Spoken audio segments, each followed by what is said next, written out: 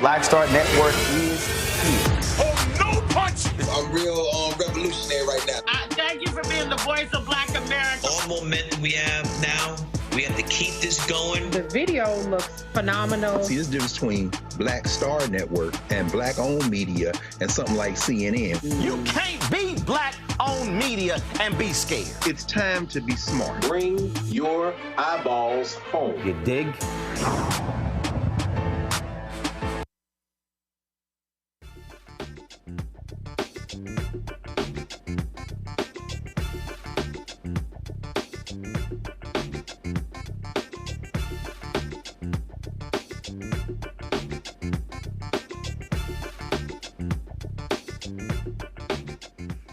Today is Monday, September 9th, 2024. Coming up on Roland Martin Unfiltered, streaming live on the Black Star Network.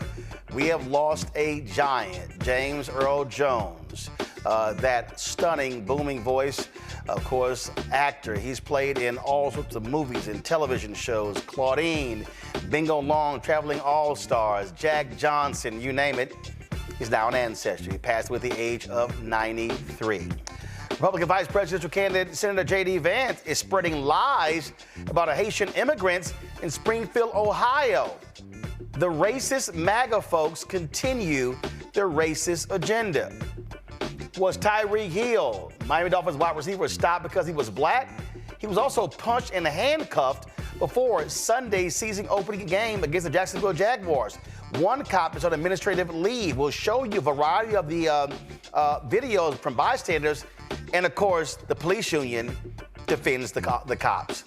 The Congressional Black Caucus releases the first corporate accountability report on DEI. CBC Chair Steven Horsford will join us to discuss it. In anticipation of tomorrow night's presidential debate, black education advocates are demanding that the two candidates, Donald Trump, Vice President Kamala Harris, and ABC News, focus on the crisis in black student achievement.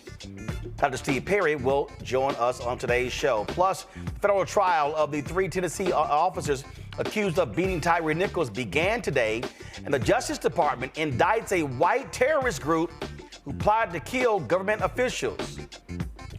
I told y'all there were hate crimes laws that targeted not just Asians. It's time to bring the funk on Roland Martin Unfiltered. On the Black Star Network, let's go. He's got it. Whatever the miss, he's on it.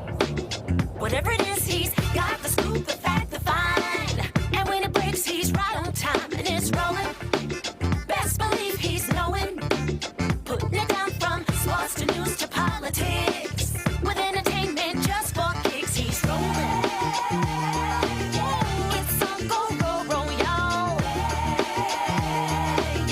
It's Roland Martin, yeah. Rolling with Roland now.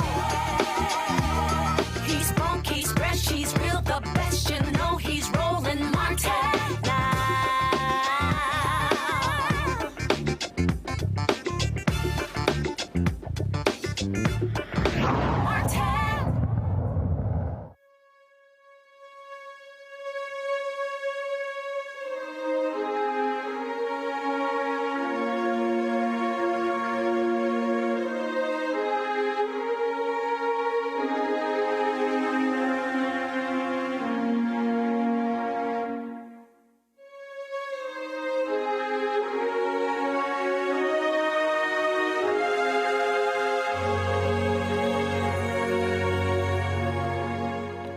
James Earl Jones, the acclaimed actor and voice of Darth Vader, CNN, star of numerous movies and TV shows, has passed away. Jones' agent Barry McPherson confirmed Jones's death and said the 93-year-old died this morning at his home in New York State. The cause was not immediately apparent.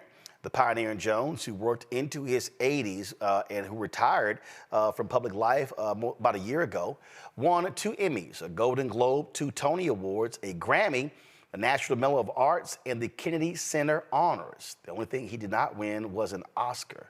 But he was given an honorary Oscar and a special Tony for Lifetime Achievement, which means that, of course, he's an EGOT.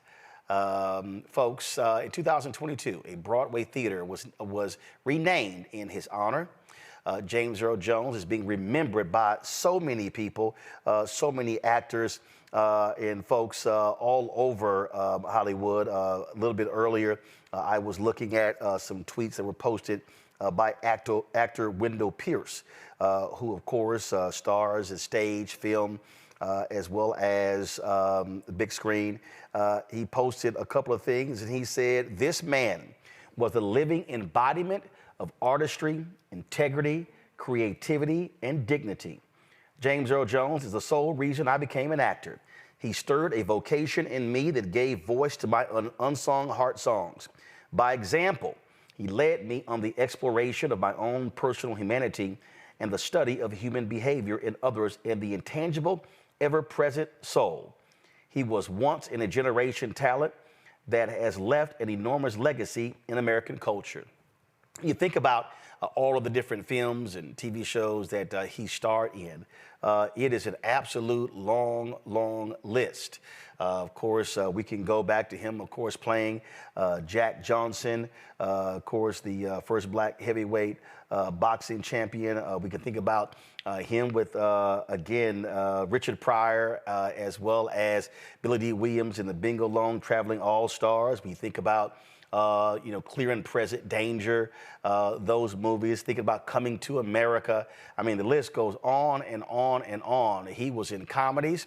He was in dramas. We think about Claudine. I mean, again, you name it, he can do it. Field of Dreams. And the amazing thing, as we think about it, James Earl Jones, of course, overcame a serious stutter. And, of course, the younger generation will remember him as the voice of Mustafa in The Lion King. And so you're talking about just an extraordinary figure who hailed from Mississippi, born in 1931, who overcame a whole lot to become one of the most admired actors of our time. And so we certainly pay tribute to James Earl Jones. A statement from his agent said he passed this morning surrounded by his loved ones. He was a great man. And so that was the statement. This is in USA Today, and that was his representative, Barry McPherson. And this was a quote here. He did an interview in 2010. He said he was talking about all the things he was famous in. He said, "I've done a King Lear too. Do the kids know that? No, they have the Darth Vader poster to sign, but it's okay. When you appear before an audience, you learn to accept whatever they give you. Hopefully they give you their ears," as Anthony said. On Wednesday, folks, we will pay tribute to James Earl Jones the way we only can do by dedicating an hour to him. Of course, we had a lot of interviews already set up for today. Tomorrow night, we have our, of course, debate coverage. The 6-hour debate coverage we'll be doing tomorrow right here on the Black Star Network. And so we wanted to make sure that we didn't give short shrift to James Earl Jones. And so we will pay him his proper tribute on this show on Wednesday. As I said, tomorrow we have our debate coverage. It will be our live show. In addition, we will be partnering with the Congressional Black Caucus. They'll be holding their watch party here with us. More than 20 members will be joining us, including Congresswoman Joyce Beatty, Congressman Steven Horsford, the chair, as well as Congressman Jim Clyburn and others. And so if y'all want the blackest, boldest, seasoned chicken coverage, y'all come here. And so, again, we'll pay tribute to James Earl Jones on Wednesday. Tomorrow, our coverage begins at 7 p.m. We will have pre-coverage. We will carry the ABC presidential debate and have our post-coverage as well. And so, again, we want to give proper tribute to James Earl Jones. That will take place on Wednesday. As I said, James Earl Jones, dead at the age of 93. All right, folks, let's talk about a huge story that took place on yesterday involving Miami Dolphins five-time All-Pro wide receiver Tyreek Hill. Now, yesterday was the beginning of, NFL season began on Thursday, but for most teams it was yesterday. Miami Dolphins were playing the Jacksonville Jaguars, and then reports came out before the game that Hill was arrested by Miami-Dade police officers.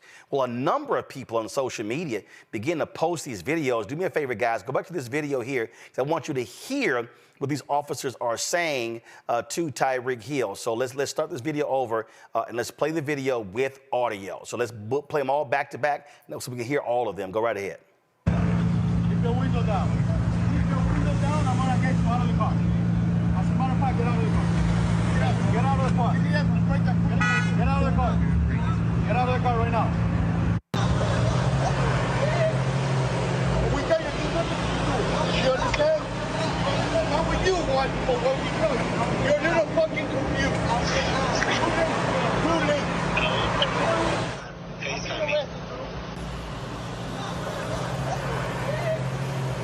We tell you to do nothing to do. You understand? What would you want for what we do? You're a little fucking confused. Too late. What the fuck? It's Tyreek Hill. Dylan, no. I'm trying to get on video. They put him in handcuffs. Oh, fuck.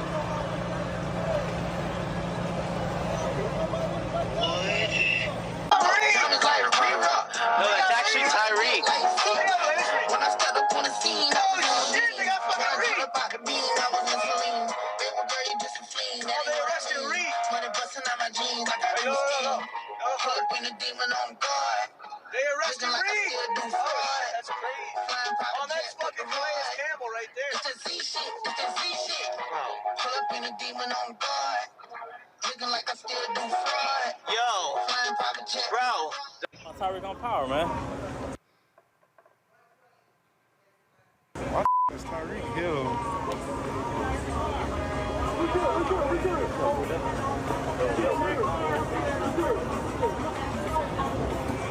What?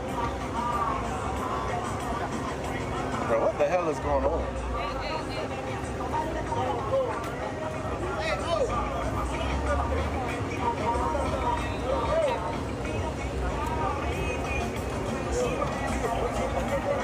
If you guys want to pass, cross the street and go that way. This will be all over ESPN.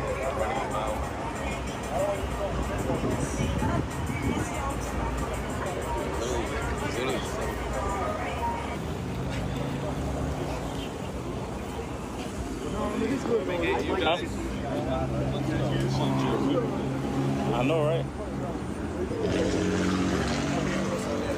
What's up,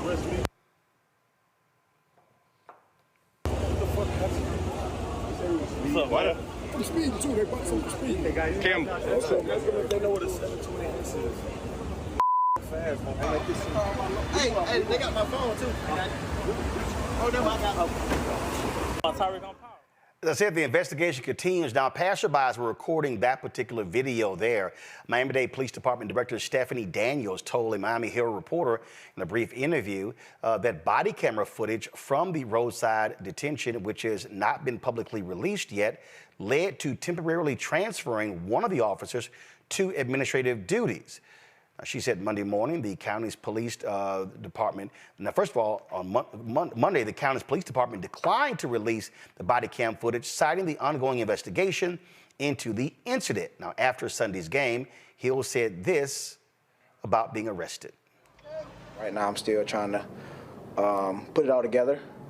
So I'm not going to give you a version that I still don't know what happened. You know what I'm saying?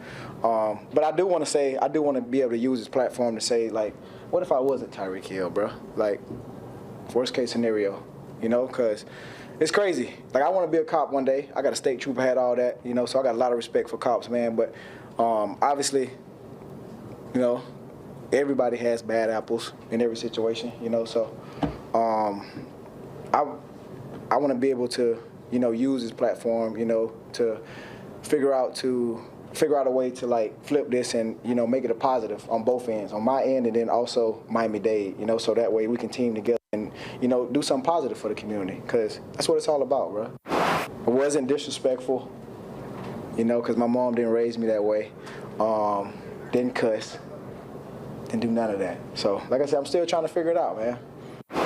I'm just glad that my teammates were there to, like, support me in that situation, because I felt alone, you know, and when they showed up, it made me realize that we got a good team this year, dog. For them to, like, put their life on the line. You know what I'm saying? So it was amazing to see, man. All right, folks. Now, of course, as you expect, the police union, the South Florida Police Benevolent Association, issued their statement. No shot they're defending the cops. Before the Dolphins game yesterday, an incident occurred when Tyreek Hill was placed in handcuffs before being released. First, to be clear, at no time was he ever under arrest. He was briefly detained for officer safety after driving in a manner in which he was putting himself and others in great risk of danger. Upon being stopped, Mr. Hill was not immediately cooperative with officers on scene who, pursuant to policy and for their immediate safety, placed Mr. Hill in handcuffs. Mr. Hill, still uncooperative, refused to sit on the ground and was therefore redirected to the ground. Once the situation was sorted out within a few minutes, Mr. Hill was issued 2 traffic citations and was free to leave. We would like to stress to the community to use this as an opportunity to remember that it is always best to obey lawful police commands first and complain later.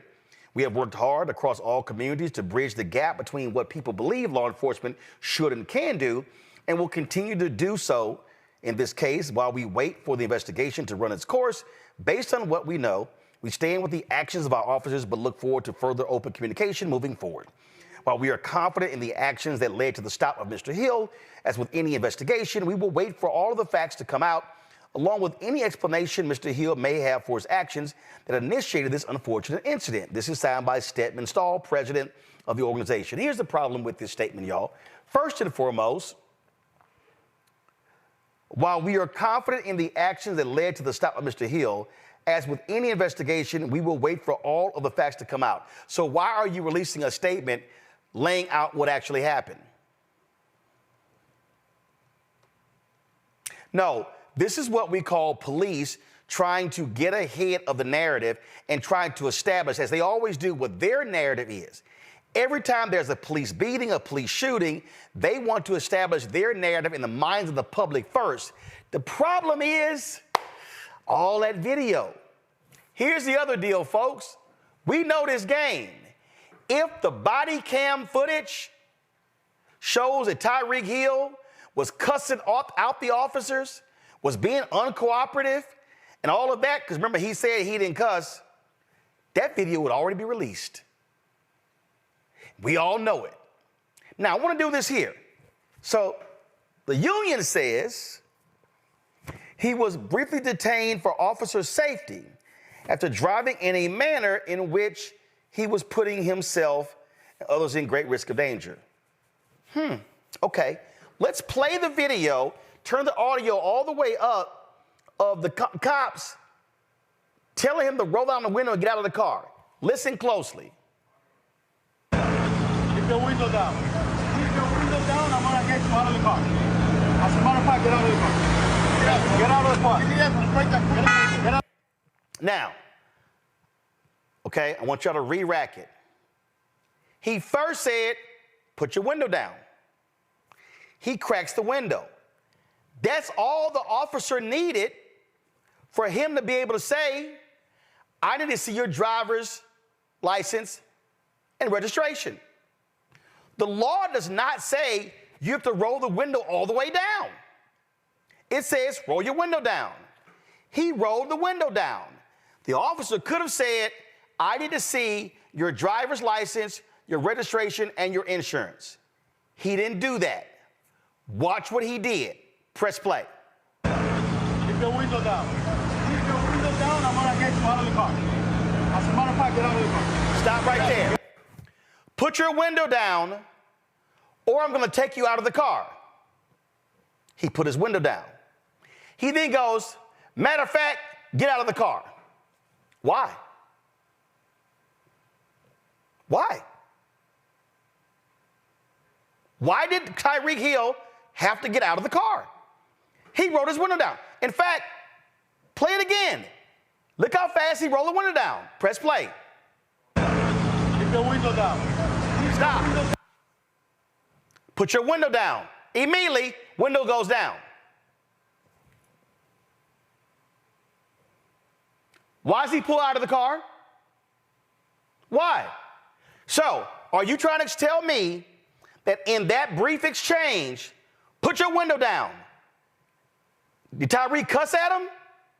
We don't hear Tyreek at all on the video. He complies with the officer's instructions. Roll the video. I'm gonna get you out of the car. As a matter of fact, get out of the car. Get out of the car. Get out of the car. Get out of the car right now. All right, stop. So he tells him 3 or 4 times, get out of the car right now. He doesn't have to get out of the car. See, here's the problem, y'all. Cops know when given a lawful command, you have to obey. See, that's where they always get people.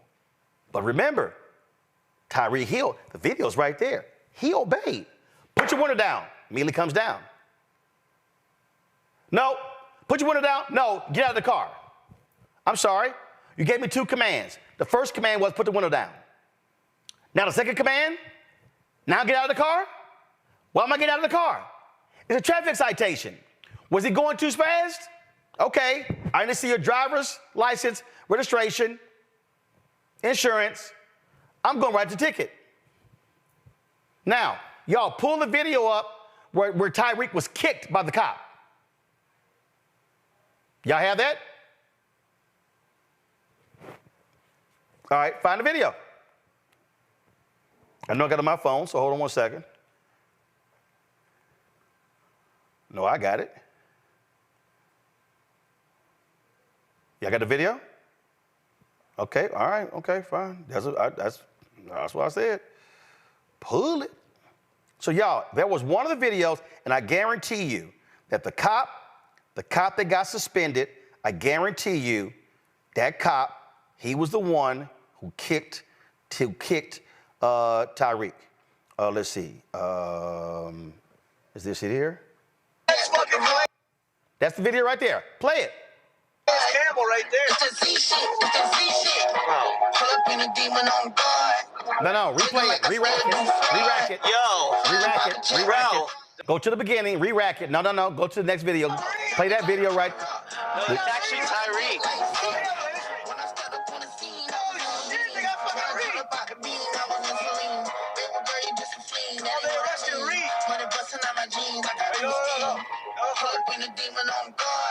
They arrested Reed. Oh, that's crazy.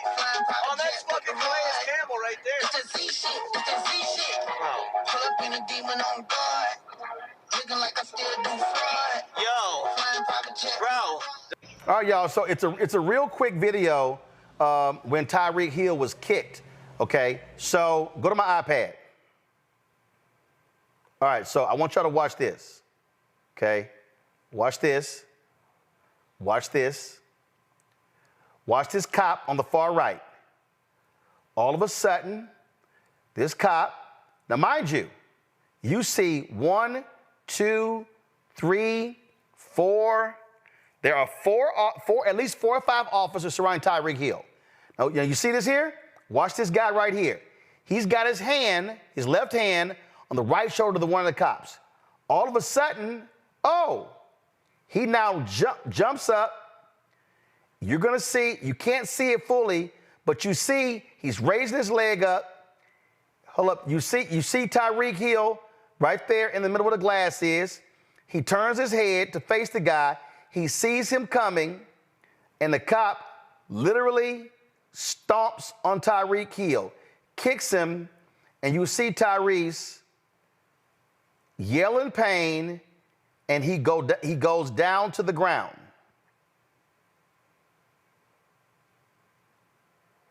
All right, I'm going to play this in real time. Watch this. They arrested Reed.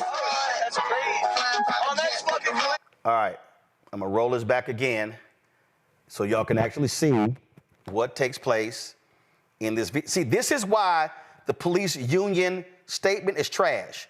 And this is why the police union is doing all they can to try to go ahead and get their narrative out there, to affect the public. Watch this. They arrested Reed. That's crazy. Oh, that's fucking Campbell right there. All right, you literally see the cop. The situation is under control.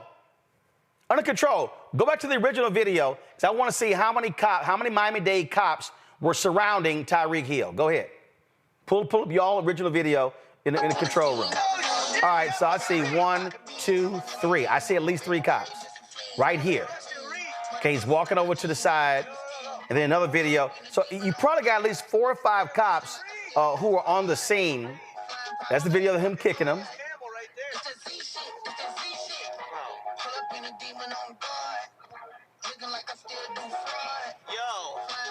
Bro. Keep your window down. Keep your window down, I'm gonna get you out of the car. As a matter of fact, get out of the car. Get out of the car. Get out of the car. Get out of the car right now. We tell you do nothing to do. You understand? How would you want for what we tell you? You're a little fucking confused. Too late. Now, after the game, Tyreek Hill said that, hey, you know what? I'm gonna leave it to other folks. But let me pull up here. This is the Miami Herald story from today regarding where his lawyers say it was overzealous cops that actually caused this problem. Now, again, keep in mind, and I'm telling y'all, we do this all the time. If that video showed that Tyreek Hill was yelling, cussing, was belligerent, and acting a fool, that video would have been out yesterday afternoon after the game. They would have dropped that video. There's no way you can convince me that all of a sudden, oh no, we have an investigation, and so therefore we can't release the video yet because we still have to look at it. Nah, we know that game. Okay, we know the game being played, and that's what's going on here. And see, perfect example, on ESPN's website, headline, police union, Hill was uncooperative during stop. Do y'all see what they're trying to do? They are trying to establish the narrative that this black man was uncooperative. Now, y'all need to keep in mind, you have, and it wasn't just him. The cops also, because you gotta remember, he was 1 block from the stadium, y'all. And the cops, other players were coming to the stadium. Callis Campbell, he was also detained when he stopped on the scene to offer Hill support. He didn't get a citation.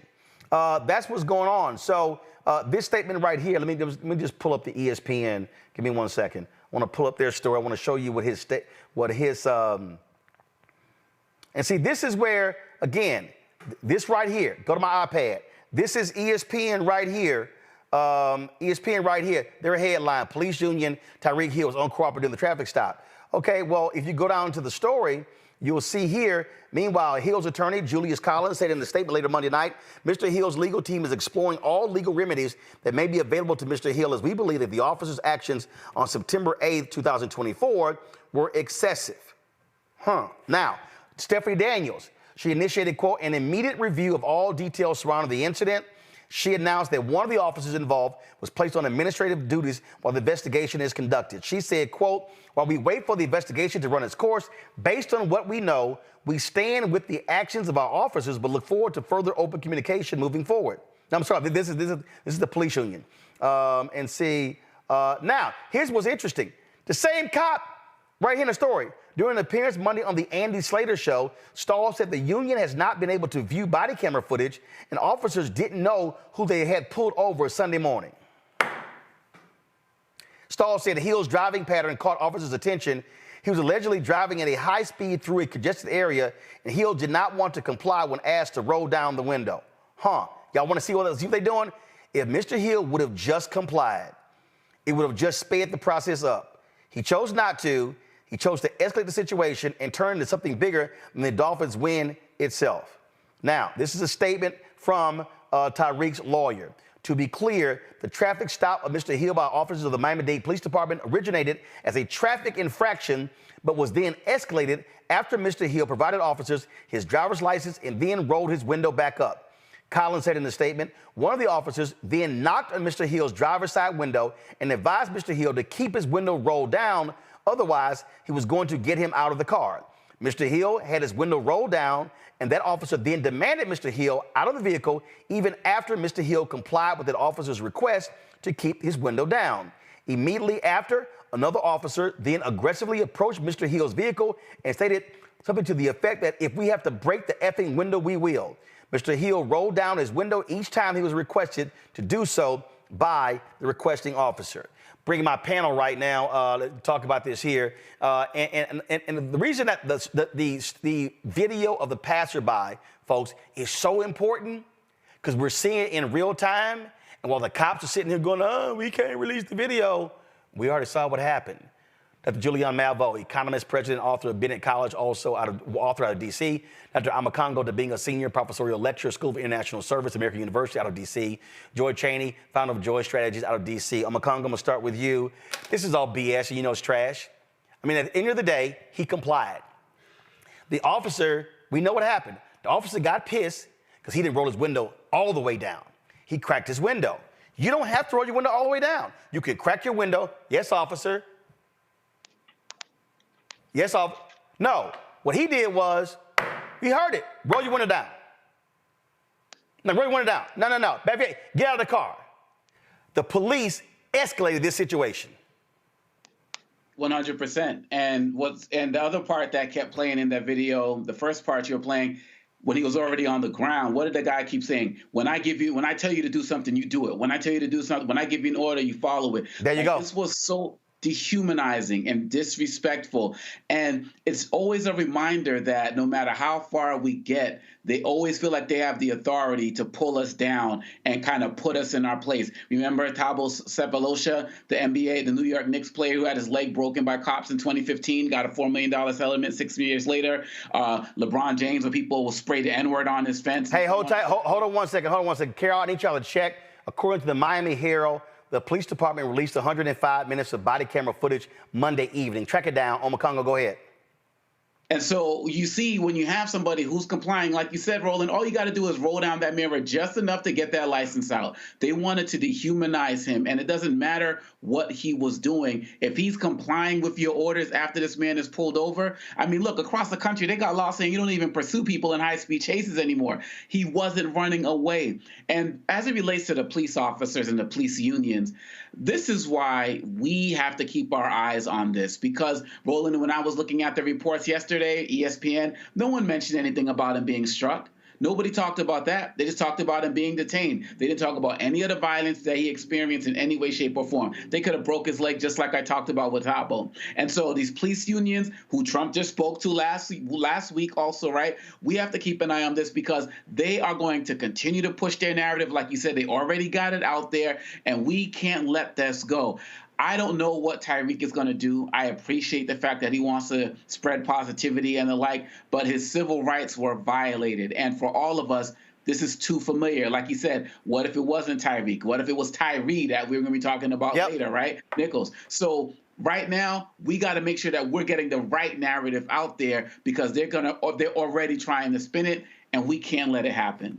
Actually, so the 6-second clip we showed, here's actually a longer video. It's all together. It's 23 seconds. I want y'all to watch this here.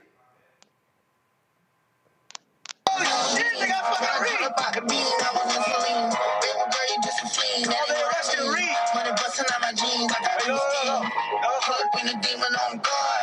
They arrested Reed. That's crazy. Oh, that's fucking Calais Campbell right there. So you ain't tell me you go from 23 seconds. So in 23 seconds, Julian, you go from, I'm going to re-rack this here. Y'all go ahead and play it again. In 23 seconds. Actually, no, I'm sorry. It was actually, before he got kicked him, it was 14 seconds. So from the beginning, first of all, have my audio up over the video. So from this point right here to 12 seconds later, the cop decides to kick him. Really? Watch this here. Here, 9, 10, 11, 12, 13. Boom, kicked him. That's fucking Calais Campbell right there. Now the cops got to help him up.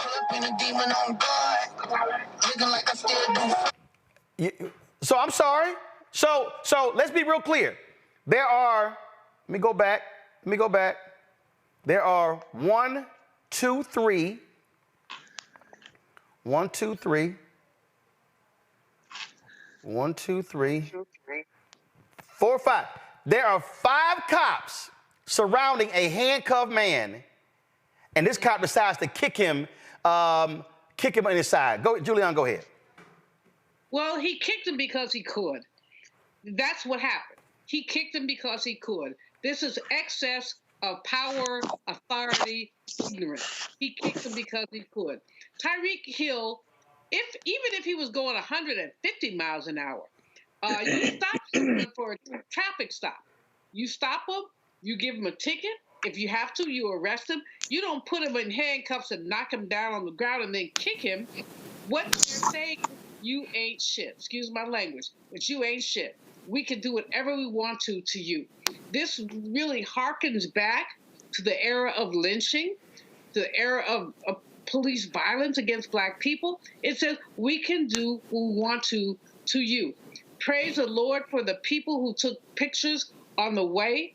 But this should not, and you're absolutely right, Roland. This police union is circling the wagons. He did this, he did that. He didn't do a GD thing. If we look at these pictures, he did not resist. The only thing he did was he stood up for himself. He didn't roll the window all the way down and, hey, whatever. He didn't roll the window all the way down. That is not a requirement. You know, he didn't kiss the police officers behind. That is not a requirement. And so we see the increased dehumanization of a Black man and a star. And like he said, what if I wasn't Tyreek Hill? What if I was like Cootie Brown? He might have been. Gotcha. Joy? Let's be clear, when I've been stopped by a cop, I don't roll my window all the way down. Many of us don't. We use it as an era of a little bit of protection and barrier. You have to comply, but you do not have to be subservient. You do not have to behave like a slave. The only person behaving in a thuggish or inappropriate behavior was the cops. They were cursing at him. They were swiftly changing strategies, tactics, requests. That is something we've seen many times overseeing these videos. The person gets one demand, and then immediately they get another demand. That is something that we have seen that is habitual. And that makes it very hard to comply. You're already nervous. There are very good reasons, if you are a Black man, to be afraid of the cops. Hell up. Even if you're a professional athlete, because there's a long history of professional athletes being accosted and even literally handcuffed and set on the curb by Miami cops. Correct. And they were out there only a block or so from the stadium itself at a time where players were arriving. Yeah, I mean, they look, listen, I've been on game day. Joe, I've been on game day. It's traffic duty. But I'm sorry, 5 cops taking down 1 guy. Yeah. It's crazy. Al Diaz of the Miami Herald did take this photo here. This was during the game after Tyreek scored a touchdown. Him and another wide receiver did this motion where where the guy was trying to get him removed from handcuffs. So they did make light of that, but it is not a situation to make light of. Kenny Stills is a former Miami Dolphins wide receiver. He also commented on this. He was like, hey, I hope, he said, I hope Tyreek will then want to talk about how to use his platform. He was one of the pro players who joined Colin Kaepernick in protesting. Go to my iPad. He's here to help you understand your understanding of these issues when you're ready, Cheetah. And so this was one of the things that Kenny Stills, I reached out to Kenny Stills to get him on the show. We'll see if he will join us. I was gonna be talking to Congressman Steven Horsford about this DEI initiative from the CBC. We're going to do that right now, but I do want to get, Congressman, just your take on, I don't know if you saw the video, saw what happened. We broke it all down. The cop told him to pull his window down. He put his window down. Then the cop said, no, get out of the car.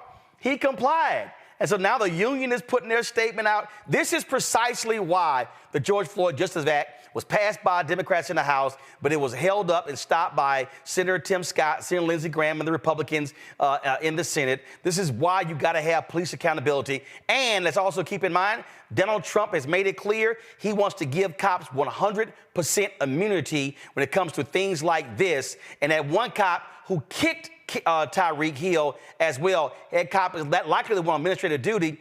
This is what the CBC and others have been fighting against. You're absolutely right, Roland, and I'm here off the House floor. I do want to express our outrage at the handling of the NFL player there in Miami by the local police department. And as you rightfully noted, this sets up the comparison between Vice President Harris and Democrats who have been fighting to put in place in this case, executive orders to prevent some of the worst practices that we see. Every community, every Black person, every Black man deserves to feel safe in our own communities, driving cars to work. That's what he was doing. And the fact that his rights really were abused by this officer is very concerning. But I do want to underscore that this is why this upcoming election matters. We have Vice President Harris, who is working to make sure that we have accountability in law enforcement. She passed with the president the executive orders on federal law enforcement, on no-knock warrants, on making sure that we have no chokeholds, establishing for the first time a national registry so that when officers violate people's civil rights, they're not able to just move from department to department. Meanwhile, you have Donald Trump, who has said that he will all but provide complete immunity to law enforcement. That means without exception, no matter what they do, and the person who is victimized has no rights to justice. So I just really want to underscore, and we will be reaching out to the Players Association to make sure that they know that the Congressional Black Caucus stands with them and that we're going to continue to fight for the passage of the George Floyd Justice and Policing Act, something that our late colleague, Congresswoman Sheila Jackson Lee, championed up into the very end of her passing just a few months ago. Indeed. We talk about this anti-Black attack with police. We also see it in corporate America. The fight against DEI, things along those lines. The CBC released their corporate accountability report, What Good Looks Like. Again, their report dealing with diversity, equity, and inclusion is the first of its kind report found the majority of Fortune 500 companies that responded to a survey by the CBC remain committed to advancing diversity, equity, inclusion. But here's the thing, Congressman Horsford, you got these right-wing people, they're attacking companies like Jack Daniels, John Deere, and others, companies that they believe, appeal to the right or, country folks, rural folks, whatever you want to call it. And now you have, of course, the story where Leonard Leo is going to deploy $1 billion to go after what he calls the liberal agenda. And they specifically want to go after corporate America. So what they're setting up is a vicious attack. And let's be clear, if Trump wins, they will be aided by a White House and Republican Congress that wants to take down any and every corporate program, collegiate program, educational program that has been beneficial, not great, but been beneficial to black folks and other minorities. So this is why the Congressional Black Caucus issued a letter to Fortune 500 companies. I am pleased that we had nearly 200 companies respond. That's 30%. And for a first of its kind effort across all sectors to hold companies accountable to the commitments that they made after the death of George Floyd in 2020, the tragic death. There was $50 billion worth of quote unquote racial equity commitments. And as we said in the report, the time is over for making promises with no action. And so the report that we issue today outlines exactly what companies are or are not doing around the issues of diversity, equity, and inclusion in the workplace, in business diversity through contracting, so that businesses, small businesses that are Black-owned, continue to have the opportunity to do business with these major corporations, and where are the investments that these companies said that they would make. Now, this report is a step towards the work that we're doing around building Black wealth, creating an economy that is an ownership economy, not just one that's based on consumer spending. Black Americans, we spend a lot, but we need to be the owners and the controllers of our destiny, and that's why this report was so necessary. I would encourage people to go to congressionalblackcaucus.org to read the report. And again, we're going to continue to hold corporate America accountable to the promises that they've made and the work that still needs to be done around diversity, equity, and inclusion, as well as racial equity in this country. Oh, you're off the floor. You got to go back. But here's the whole deal. Project 2025 has this whole thing on anti-white racism.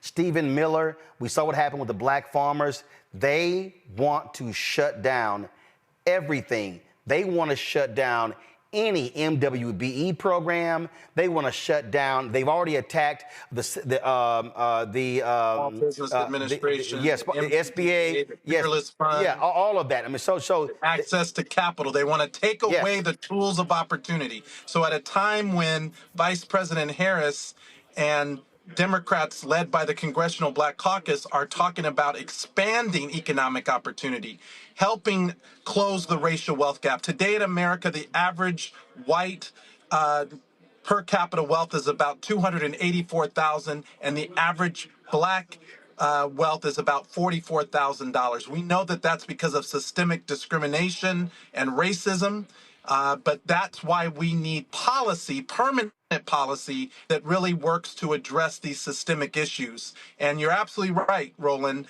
Donald Trump and Trump's Project 2025 specifically has a section about eliminating access to capital, eliminating funding for diversity, equity, and inclusion on college campuses so that Black athletes don't have the opportunities to even get the support they need when they're in college, let alone when they're done with their education. They're trying to take away the tools of opportunity, whether it be in business, in education, or in the workplace. And the Congressional Black Caucus is standing firm against going backward. We're not going backward with Donald Trump. We have to continue to push forward with Vice President Kamala Harris, led by efforts of the Congressional Black Caucus. Folks, don't forget, tomorrow we're going to have our debate coverage right here on the Black Star Network, and we're going to be partnering with the Congressional Black Caucus for our watch party, and so y'all do not want to miss this coverage. It's going to be fantastic. We're going to have a great time here, and y'all can skip all the rest of the networks. I can guarantee y'all going to see more Black people in the first 10 minutes tomorrow night than all the other networks combined all night or hell all week. So, Congressman Horsford, we look forward to hosting the CBC in our Black Star Network studios tomorrow. Appreciate you for doing it. And, you know, it's an important debate, and we're looking forward to the vice president and her vision for how she's going to continue to move us forward. And it is important that we continue to center the issues of Black Americans in all of the discussions around the economy. And I'm so pleased that she's done just that, and more is to come as this campaign continues in November. All right, Congressman Horsford, Chair of the CBC, thanks a lot. Take care. All right, Frat, thanks a bunch. Folks, quick break. We come back. Tyreek Hill body cam footage is out. We have it. We'll show you next. Roland Martin Unfiltered on the Black Star Network. Support the work that we do. Please join our Bring the Fuck fan club. Y'all, you ain't getting this breakdown anywhere else. Send your check-in money order, P.O. Box 57196, Washington, D.C. 20037-0196. Cash App, $RM Unfiltered. Looks like we got it back going again, but we do have a backup as well, so we'll give that to you if we need to. PayPal is R Martin Unfiltered. Venmo is RM Unfiltered. Zelle, Roland at RolandSMartin.com. Roland at RolandMartinUnfiltered.com. We'll be right back. On the next Get Wealthy with me, Deborah Owens, America's Wealth Coach, are you trying to figure out how to earn more revenue in your business during these volatile times? Learn how to tap into the largest marketplace in the world through government contracting.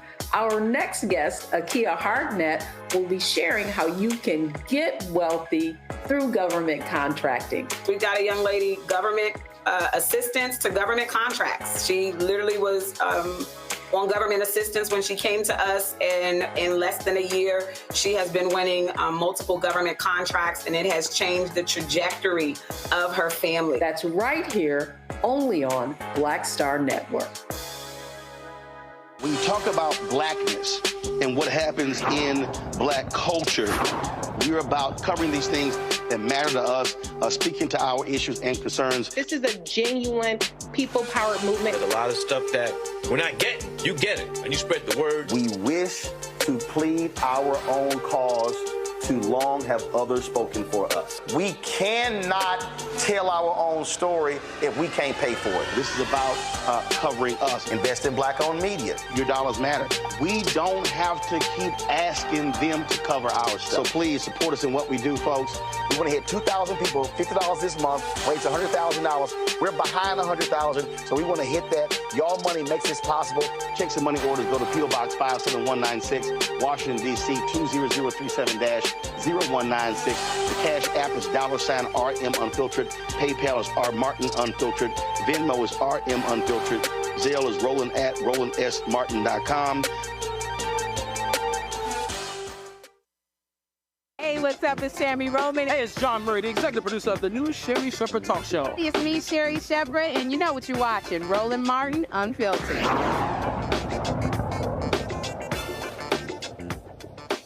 Folks, moments ago, the video of the arrest of Tyreek Hill of Miami Dolphins was released.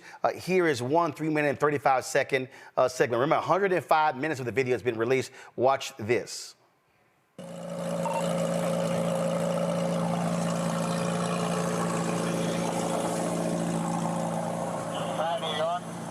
don't you have your seatbelt on? Why don't you have your seatbelt on?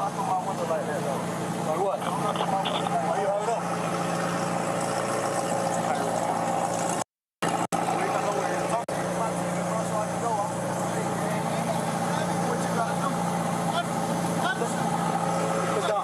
Hey, keep your window down.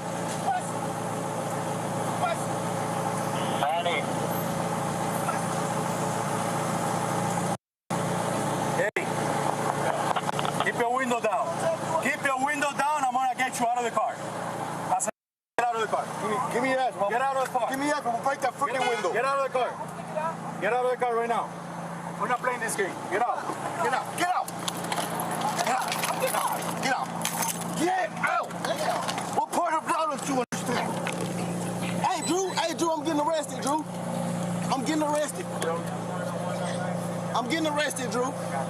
I'm getting out, bro. God damn, twin. When we tell you to do something, you do it. You understand? I'm getting out. You understand? Not what you want, but what we tell you. You're a little fucking confused. I'm getting out, bro. Too late. Chill, Too bro. late. All right, bro. Take me to jail, bro. Do what you gotta do, bro. We are. We will. Good, bro. It is good. Hey, Drew. Hey, Don't worry about it. I hung up the phone. Stop crying. Bro, y'all. Don't move. Bro, you beating on my window like you crazy. You set him up? Why y'all beating on my window like y'all crazy for? Damn, yo, bro. Bro, dude beating on my window like he crazy. I ain't do nothing, twin. Damn. Hey, don't park there. Don't park there. Hey.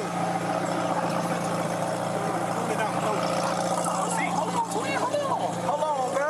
I just had surgery on my knee. I just had surgery on my knee, bro. I just had surgery on my knee, bro. I just had surgery in your ears when we go there. Chill, bro. Chill, bro. Hey, Joe New, bro. Back up. Hey, call Drew. Call Drew. Hey, call Drew. Call Drew, bro. Call Drew. Hey, call Drew, bro. Hey, what? Hey, call Drew, bro. Just call Drew. Hey. I'm not doing anything. What am I doing that's wrong? Hey, listen. Take it back in the Hey, listen. Hey, man, they got Tyreek. The cops over here beating on him, man. They over here beating on Tyreek, Listen, big man, don't park there, man. Just get in the car. Hey, Drew, you gotta come, man. Just get in the car. Straight up the side, on the side of the, Hey, get in the car. You're parked in the middle of the street. I'm in the car. You gotta go before you get a ticket. Hey, you're in the car. Who's the driver? This is my car. All right, move. I'll take that. You gotta move right now. Let me have your license. You get a ticket too. I'm coming. Let me have your license. You get a ticket. Let me have your license. I'm leaving. I'm not playing. Let me have your license. I'm leaving. Yo, what's your license right now. What's going on? Your license right now. You're not gonna give me your license? Hey, the car. You're not gonna give me your license? I'm leaving. Let me have your license. Your license right now. Sir, hey, your license right now. I'm leaving. Or I'm gonna lock you up. Your license right now. He just told me to. Your license right now. You're dealing with me now. Sir. Your license right now.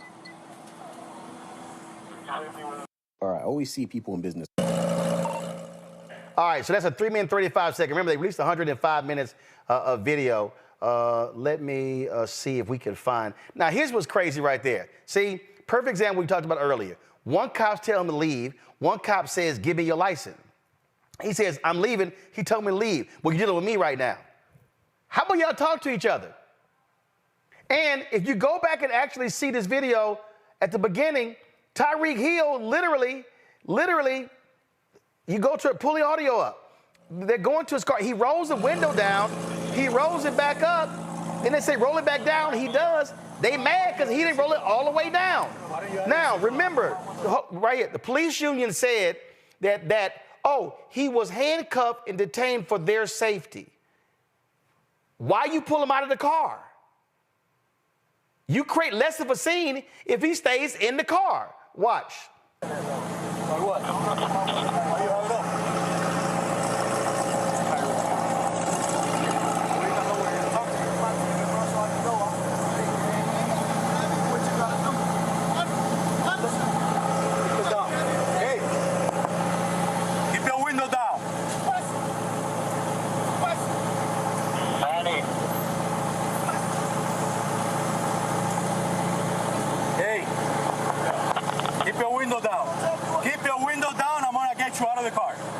As a matter of fact, get out of the car.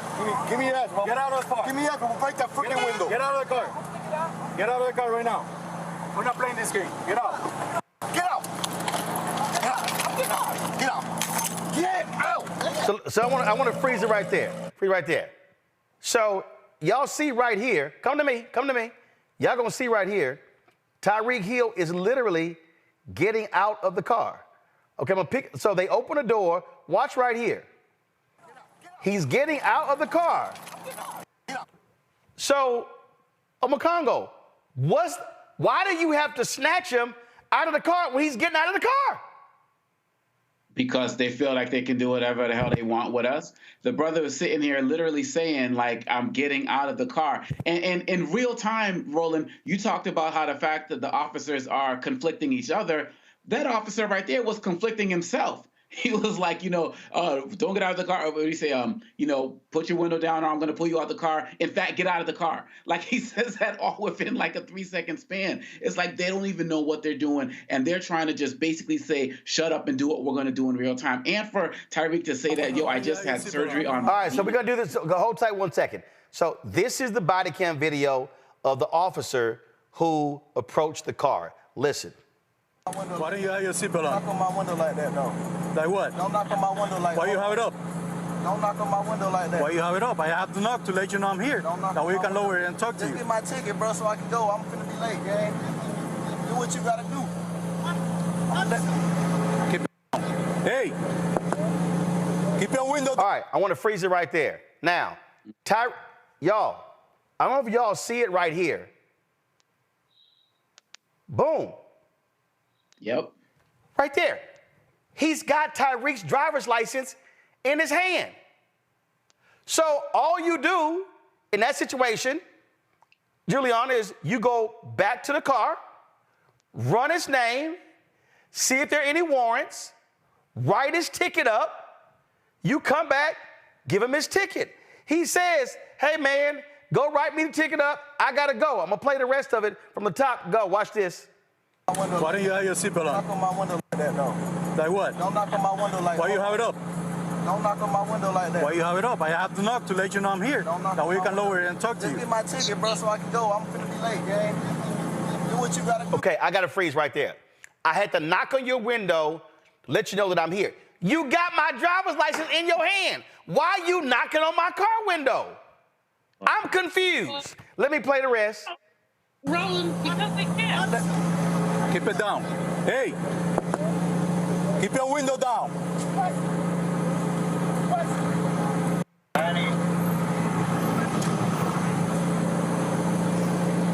Hey, keep your window down.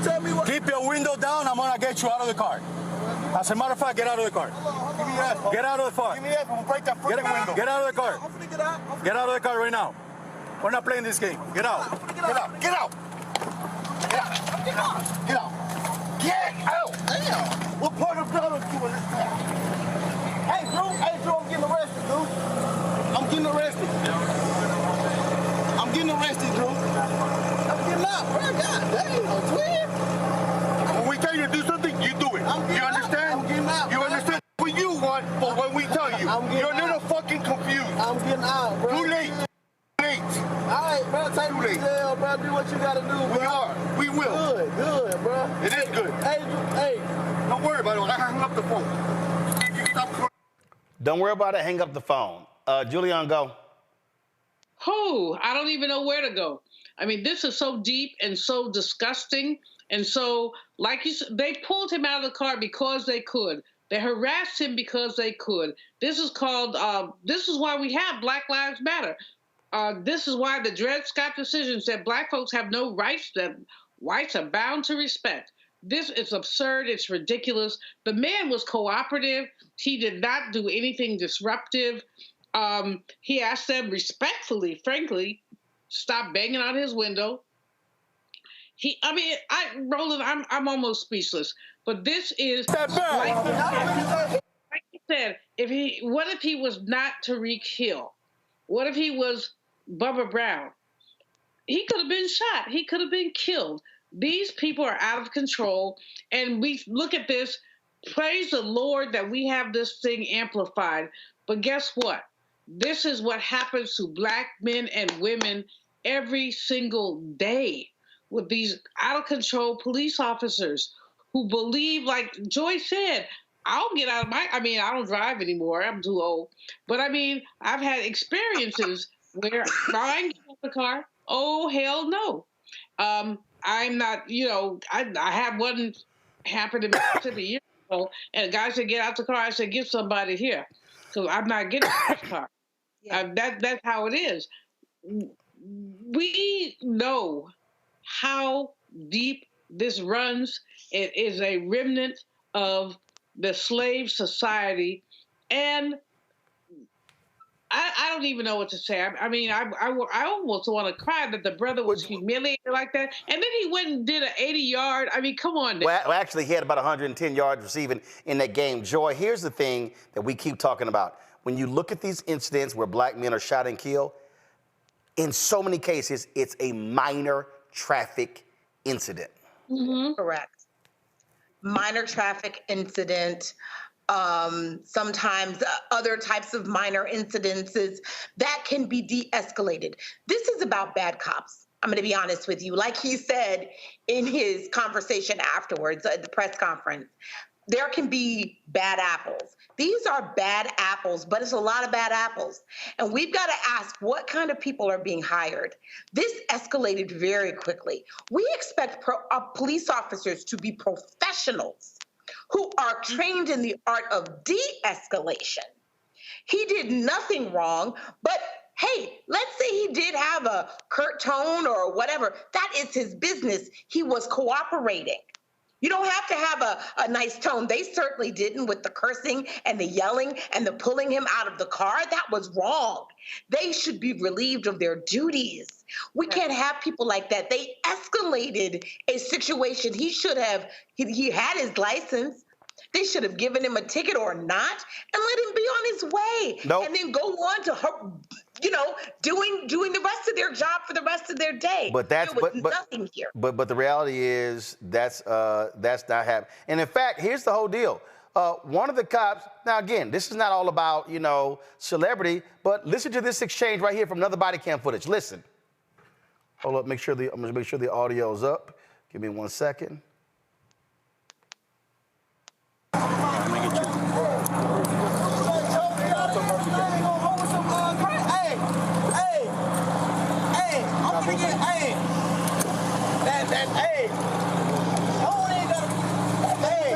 Why is he acting up like that? You know who that is, right? Huh? You know who that is? No. He's one of the Dolphins star players. Oh, yeah?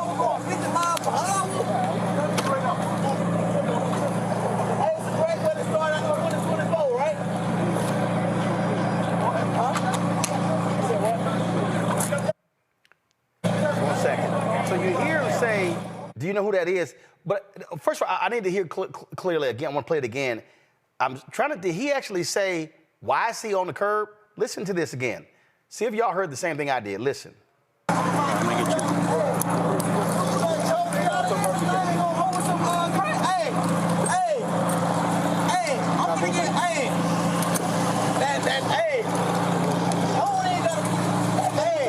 Why is he acting up like that? You know who that is, right? Huh? You know who that is? No. He's one of the Dolphins star players. Oh, yeah? Boom. He said, why is he on the curb like that? Now, one, that cop recognized who he was. But his first deal was, why is he on the curb like that? Kind of important question. Folks, as I said, 105 minutes of body cam footage has been released. Miami-Dade was under intense pressure by media folks all day. And let me say this right here before I go to a break, before I go to our next segment. I don't want to see no bullshit beer summit like Obama did. Let me be real clear. I don't want to see this BS of Tyreek Hill sitting with the officers. Can we have a little conversation? Damn that. Let me also say Stephen Ross, the owner of the Miami Dolphins, big-time Trump supporter, but he should know better with that fake social justice coalition he put together after the Colin Kaepernick stuff as well. So it's going to be real interesting to watch how this thing plays out in Miami over the next week. But I'm going to tell you right now, there's some hell it needs to pay when it comes to not one cop being put on administrative duty. More than one cop needs to be put on administrative duty. And frankly, some folk need to be fired because, as Joy said, your job is to de-escalate, not to escalate. Let me hold tight. When we come back, we're going to talk about the debate tomorrow. And black education advocates, they want ABC News, Harris, and Trump to talk about what's happening with black kids in education. We'll talk to Dr. Steve Perry and Jalen Rose next. Roland Martin Unfiltered on the Black Star Network. Hatred on the streets, a horrific scene, a white nationalist rally that descended into deadly violence. White people are losing their damn minds. As an angry pro-Trump mob storms the U.S. Capitol, we've seen We're about to see the rise of what I call white minority resistance. We have seen white folks in this country who simply cannot tolerate black folks voting. I think what we're seeing is the inevitable result of violent denial. This is part of American history. Every time that people of color have made progress, whether real or symbolic, there has been what Carol Anderson at Emory University calls white rage as a backlash. This is the rise of the Proud Boys and the Boogaloo Boys. America, there's going to be more of this. Here's all the Proud Boys, guys. this country is getting increasingly racist in its behaviors and its attitudes because of the fear of white people. The fear that they're taking our jobs, they're taking our resources, they're taking our women. This is white fear.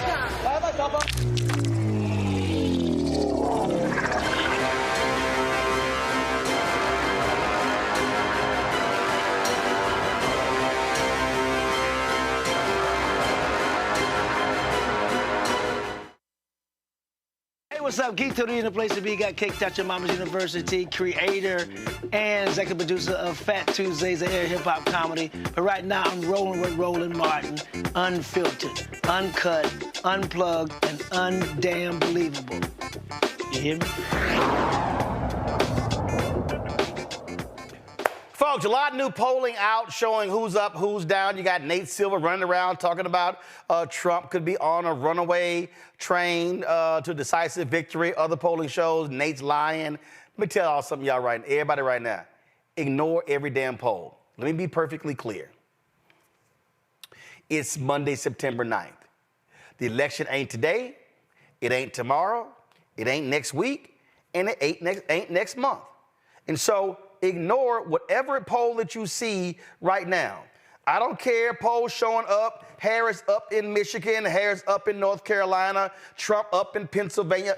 None of that stuff means anything, folks. Not one poll has ever elected anybody. The focus needs to be on turning people out, getting people who are registered to make sure they vote, getting people who are not registered to actually vote. I don't care. I don't care what any poll says. I don't care about the New York Times Siena poll, which undercounts black people. I don't care about any of those polls. Every national poll, they mean nothing.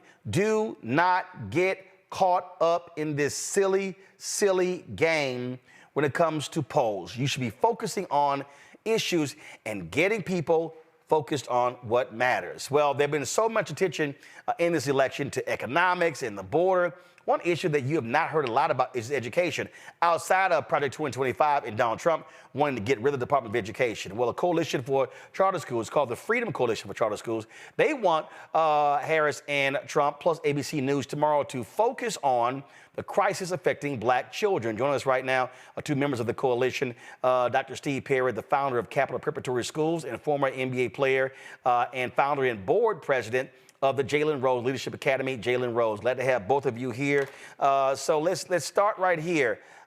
Steve, when you look at this whole election, education hasn't gotten talked about. Folks talking about economics, they're talking about the economy, they're talking about what happened after COVID. But when you look at the stats, it shows the devastating impact not only COVID had on black kids, but what was happening with black kids prior to COVID. Yeah, so first of all, thank you, Roland, for having this conversation because it's so important. We're literally talking about tens of millions of black children who are currently languishing in schools that are not meeting their most basic academic needs. And the reason why is because the conversation is not about the Department of Education, it's about the Department of Employment. The conversation that Vice President Harris and former President Trump are having is about the people who work in the schools, not about the children who need an education. In America, we see a tragic achievement gap. And what that means is that there's a significant disparity between the academic performance of black children and white children. And the reason why is because so few children attend schools who are African American that have their best interests at heart. In fact, what we see is African American children are most likely to attend some of the poorest performing schools in the United States of America. It's not because the children are disinterested in learning or because their parents don't value education. It's because of the lower expectations that are put upon them in the schools that are typically neighborhood schools. We have answers. Charter schools, public charter schools have outperformed traditional neighborhood schools for the past 30 years since their inception, in large part because they were designed to solve a problem, the problem of the academic achievement gap. So we impress upon ABC News to reach out on both sides and ask the honest questions. What are y'all going to do to make sure that the tens of millions of black children in the United States of America who are among the worst served by the traditional public schools receive access to a world-class education. You know, Jalen, when we talk about, again, this whole issue, look, I'm from Texas, and you got Governor Greg Abbott, who's been trying to push through his voucher bill, which frankly I call it a voucher scam.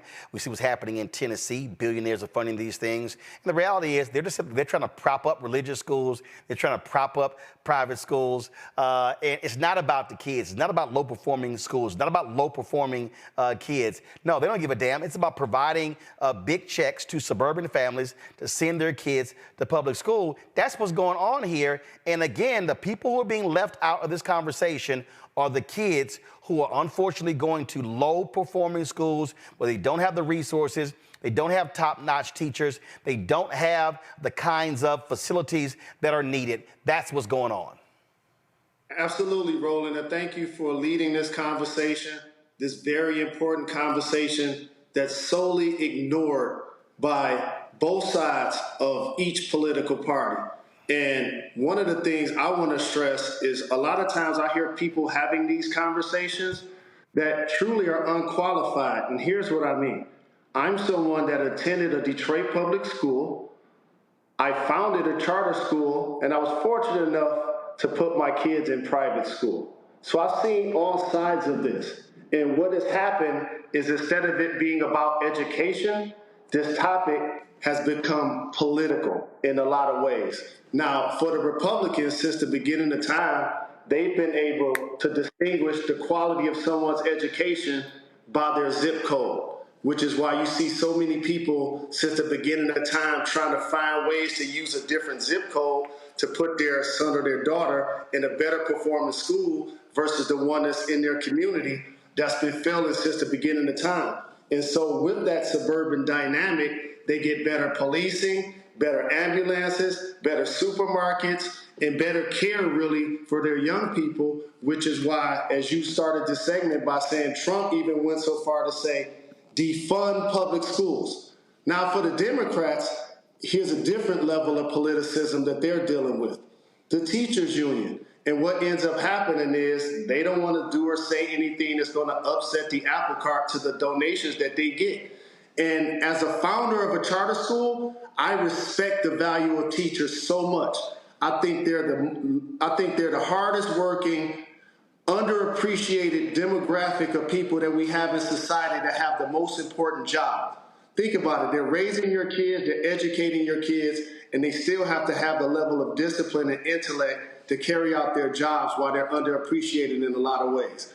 Now, for the Democrats, it's in a lot of ways about teachers having tenure, and also they're assuming to the people who don't know any better that charter schools are taking students from public schools. Newsflash, my charter school is a public school. My charter school is a nonprofit organization. So there are a lot of things that get peddled to the public where people don't know the basics of what's happening in education. And for someone that opened up a tuition-free, open enrollment, public charter school, that's a 9 through 16 model. Why did I start a 9 through 16 model? Because in the United States, we really fail our young people after 12th grade. Think about your high school experience. Once you graduated, your high school didn't do nothing for you. But however, 2-year college or university, trade school, military, cosmetology, police academy, whatever our young people choose to do after high school, JRLA still provides that secondary support. And you only can get that infrastructure via a charter school. See, here's the thing here, Steve, that when we talk about, and Jason touched on this, how this conversation goes. And you have folks with agendas on both sides. You have, first of all, there are teachers unions who want to see teachers at charter schools unionize. What you also have is and of course, teachers unions are significant supporters of the Democratic Party. That's just a fact. On the flip side is you got a lot of Republicans who would love nothing better to get rid of teachers unions because they hate the fact that they are significant donors of the Democratic Party. And so you got motives. I remember speaking at a school choice conference here in Washington, D.C., and I literally said, why are y'all here? are you here for the kids or are you here for the party? And I said, now, if y'all here for the party, I said, I need y'all to get the hell out. I'm here for the kids. And I said, and then I challenged them, I said, and I literally said to them, and Steve, you might remember when you called me and the white woman in Texas wanted your help for a voucher bill, and you like, listen, I ain't from Texas, but Roland is, and you called me. And the first thing I said to her was, I said, why is your boy all white? Then I asked her, I said, do you know who the charter school leaders are that are black and Latino in Houston, Dallas, San Antonio? She was like, no. I said, oh, so you want me and Steve to come in and get black people to come support the bill? I said, but you don't even know who the black people are in your state. And I was like, y'all gonna lose, and I advise you the next 2 years to go learn who the black people are. That's what we're facing. There are people who want to use black and Latino people as props and not confront the actual education crisis. Let me give you a specific, for instance. One of the places where we have schools is in Bridgeport, Connecticut. Bridgeport, Connecticut's public schools are overwhelmingly black and Latin. Dare I say over 95% African American and Latin. Yet, almost 90% of the teachers are white. 90%. And of that 90%, over 90% live in the suburbs. The urban education index is a suburban employment scheme. Those folks don't even buy an apple in the hood. They don't even pay for parking in the hood. They're not from our community, and in many cases, they are not for our community. And I struggle to distinguish between the left or the right because neither one of them have come forward with an openness to the kind of honest conversation that actual practitioners like Jalen and I have. We are two people who spent our day today in urban schools. We actually do the work. We are not some hoity-toity college professors who are on high talking about things such as pedagogy. We are not politicians who are simply trying to maintain the status quo of racial segregation. We are out here busting our knuckles on the concrete, creating opportunities for living, breathing Black and Latin children, finding ways to make sure that this 300-year-old system that was designed to ensure that white people continue to maintain control, that is the epitome of white supremacy. The neighborhood public school system is the epitome. It is the driving force behind white supremacy. So when we have brothers like Jalen and I and sisters like Dr. Charlene Reed, as well as parents like Miss Sarah down in Tennessee, coming together with brothers like Jeff Canada and Dr. Howard Fuller, people who have spent their entire career coming up with real solutions, saying, hey, can y'all at least consider our perspective when you make up these goofy policies? When you disregard that, both sides are equally culpable in the demise of African-American children. But here's the thing right here, and this is part of the issue, Jalen, and I'm going to go to my panel next with questions, and that is this here. This issue, our children have been fundamentally failed by mainstream media. When you watch these debates, I go back to 4 years ago, I go back to 8 years ago, you do not have substantive discussions about education when it comes to these debates. You simply don't have them. Now, in black media, black-owned media, black-targeted media, you don't have substantive conversations about traditional schools, charter schools. Look, when I created School Choice is the Black Choice, there were people who were like, well, you're not an educator. I was like, yeah, you're right, but I got 9 nieces, 4 nephews. So why in the hell I can't care about education? Oh, by the way, I'm also an employer. So I kind of got to care about education because I need folks being properly educated who I'm going to be hiring in the future.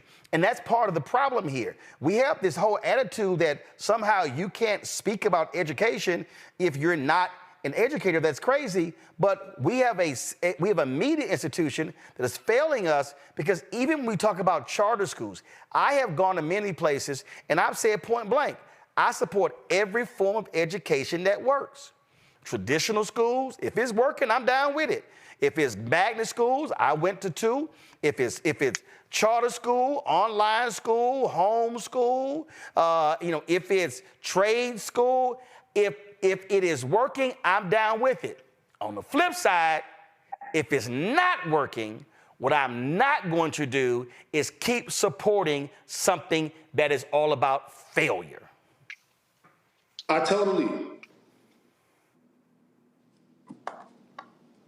Go ahead.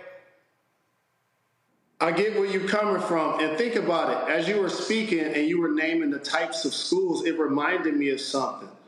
This is such a nonpartisan topic that has become so political because other than the air we breathe, going to school is something we all have in common in one way, shape, or form pretty much.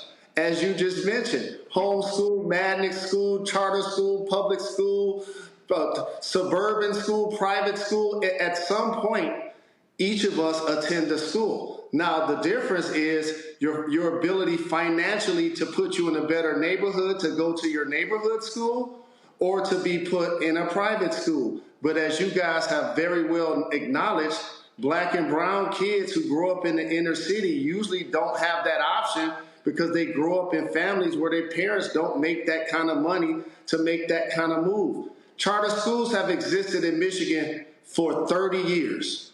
I've had my school for 14 years. And you're right, this topic continues to be ignored because the same topic has been politicized. And also I want to say this, it's not just the parties, it's the pawns that the parties send out to parrot their hollow messages while ignoring this important fact about education. So we hope tomorrow's debate doesn't do what both parties have continued to do. That's ignore the plight of education in urban communities. I was just, as Dr. Steve Perry acknowledged, I was at my school today, Roland, and I literally got on the Lodge Freeway to come do this interview, and it reminded me of the blight in my neighborhood and how underfunded my community is. And I looked to my left, all I saw was a food desert, cemetery, and something else that's really sad that's happening now. There's a place where you used to be able to get petroleum for your car. Now, basically, they're dressed up as liquor stores where you can buy gas. So the plight of our young people is not being educated, isn't just for the inner city, by the way. Here's why. Because we want everybody to have access to a quality education, because if everybody doesn't get access to a quality education, you don't want that young person all of a sudden going to the streets and being that young person that's trying to stick a gun in your face while you're at the ATM machine.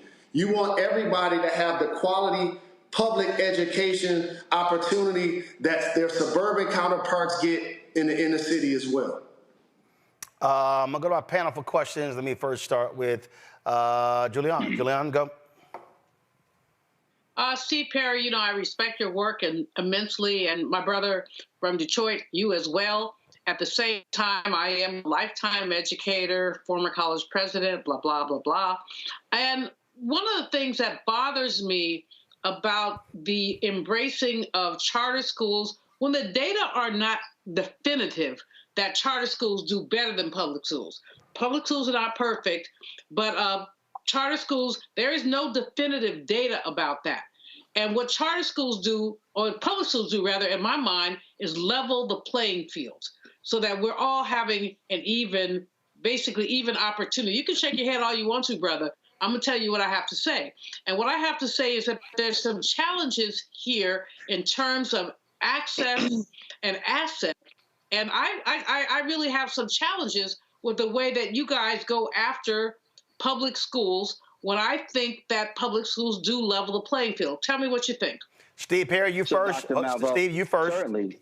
Certainly, Dr. Malvo, with all great respect, one of the schools that I believe that you were president of was a private school, yes? Absolutely. So, right. So clearly you have no problem with leading a private. Yeah, right. Hold on. Yes. Yeah, hold up. For folks who don't, Bennett College, private school for women. Steve, go.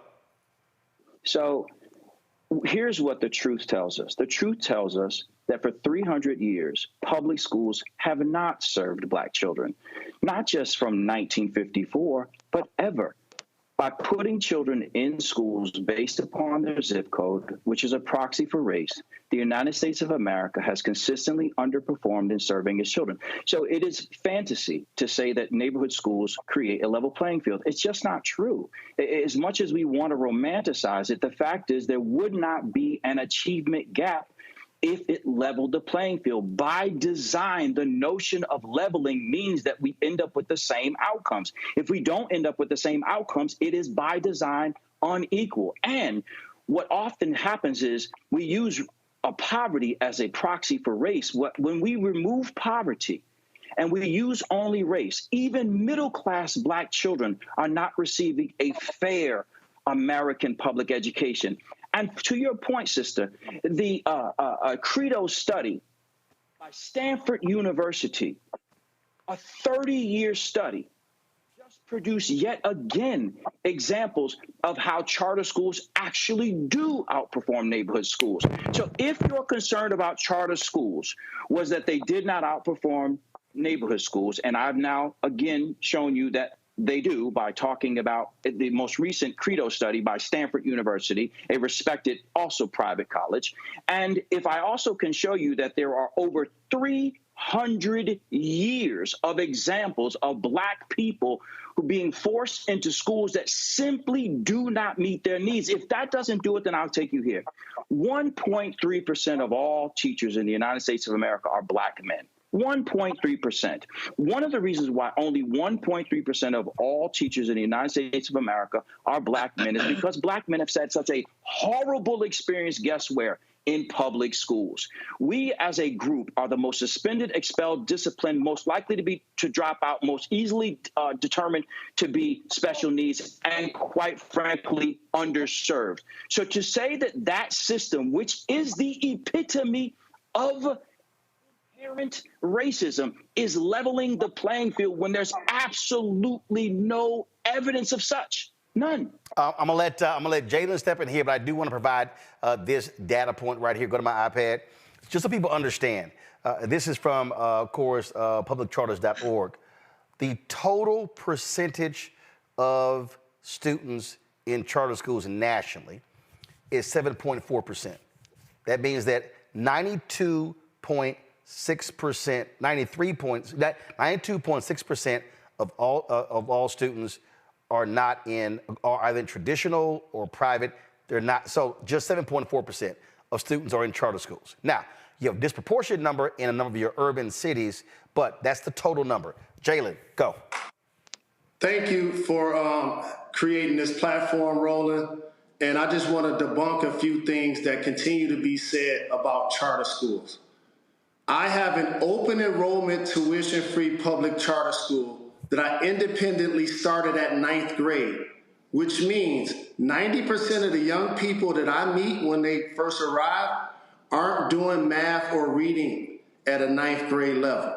So a lot of the work we have to do is more than just in the classroom. It's life skills, it's social skills, it's etiquette, it's putting them in position for growth so they can be successful members of society.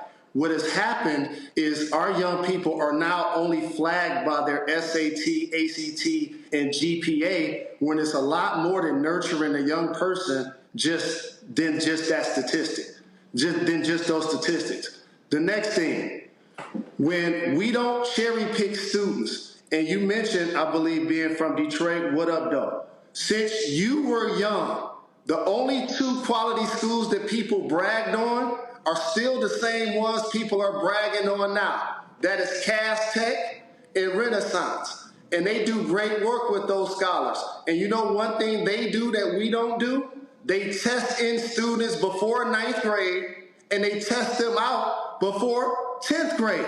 I'm an open enrollment school that's not only nurturing those scholars while they're in high school, I also created a secondary education program where we can support them post-graduation, 2-year college or university, military, trade school, cosmetology, whatever business, whatever they decide to get into, I'm still there to nurture them. So as someone who actually attended a public high school in Detroit, I actually live and know the difference.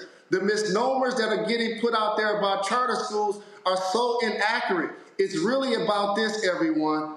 The teachers union is a large donor to the Democratic Party, in particular on that side. We already talked about on the Republican side how this current candidate they have, Trump, already talked about just getting rid of public schools. And because of that dynamic of the teachers union, this is not about educating young people. It's about two things. It's about keeping tenure, which means in Michigan, in 5 years, in many states, it's 3 years, you can basically not be great at your job and still have that job forever. And another misnomer is we're not taking students from public schools. You know why? I am a public school. So I just wanted to address those couple of points. And again, I'm glad this conversation is being had so that we can clear up a lot of misnomers that are being said inaccurately about public charter schools. Before I go to Congo, everybody who's watching, do me a favor. If you go to our YouTube channel, type in "school choice is the black choice." We've actually covered this. I dare say we've covered this extensively more than anybody in black-owned media over the past decade, okay? I've had numerous segments. I've had people for and against. I've had Randy Weingarten. I've had Senator Tim Scott. I've had all kinds of different people. And so if you go to our YouTube channel, I just type, go to my iPad, you see it right here. Folks, these are literally all segments that most of these are of ours, segments that we have done, interviews with people, specials that we've done. You see, this was a special at Morehouse. We were in Sacramento. We were in Philadelphia. We were in Atlanta. We were in Indianapolis. We go on and on. We were in New Orleans. We can go on and on and on. You can actually go see that. You see this right here, School Choice All-Stars. We actually interviewed top performing, this is an ad right here. Give me a second. It's going to come back to me. But you're going to see it in a second. We actually interviewed top performing black charter school operators because we wanted to focus on black people who own and controlled their public charter schools. Congo, go. Yes, Mr. Rose, I had a question for you about your 9 to 16 model. I want to know what advice would you give to other charter schools or other public schools, and what's up, Dr. Perry, appreciate all your work as well, who really have that desire to start supporting students after they graduate from high school? Because you're absolutely right. It's after they get that diploma, it's, hey, nice having you, good luck with everything. What does that model look like? Can you give us some concrete ideas of what that looks like? Absolutely, and thank you for the question. If I was a billionaire, this is something I would coin not only in the city of Detroit, the state of Michigan, but it's something that should carry throughout the country. In a blue-collar town like Detroit, you could grow up, parent get a job at the plant. I had parents, my mom worked at Chrysler, uncles worked at GM and Ford, everybody worked at a plant, get a car on the A plan, put your kid in a nice school and put yourself in position to be a working class, successful person, even without a high school diploma. Now with the high school diploma, and that's the only thing on your resume, a lot of times when you fill out a job opportunity, you know what they do? And throw it in the garbage because they don't care about a high school diploma anymore. And so while we're celebrating graduating from 12th grade and throwing our hats in the air, the job ain't done. It's a see you later. So we created what we call a group of people in our building that form our secondary education team, where they're nurturing you while you're in high school to put you in position to be successful when you graduate. They're helping you fill out your forms to get to school. They're making sure they're helping you fill out our CTE program so you can be a part of that and have a certificate and a diploma once you graduate from high school. And then when you graduate from high school, they're giving you college visits. We're fundraising for our young people also. High schools nowadays ain't fundraising for nobody when they graduate. We're still doing that at JRLA because we're a charter school, and it gives me the independent autonomy to put something like that in play. So thank you for that question, and it's something that's sorely needed in the scope of education, period, because the job isn't done after 12th grade. Joy. This is such a great conversation because it's a conversation where we all don't agree. It's not a monolithic answer. And so there are great charter schools, great public schools, and then there are those who are not. I love it. What I'd like to know is, what do you want, if you had a question, if you were leading the debate tomorrow night, what would you ask both Trump and Harris? So if I were to start, that's a great question, sis. What I want to know is what either candidate is going to do to expand opportunities for African Americans to attend better schools.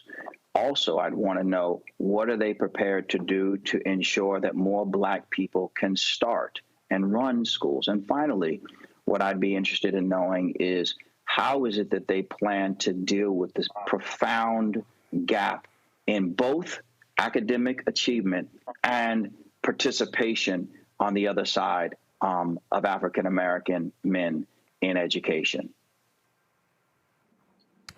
So let me say this here.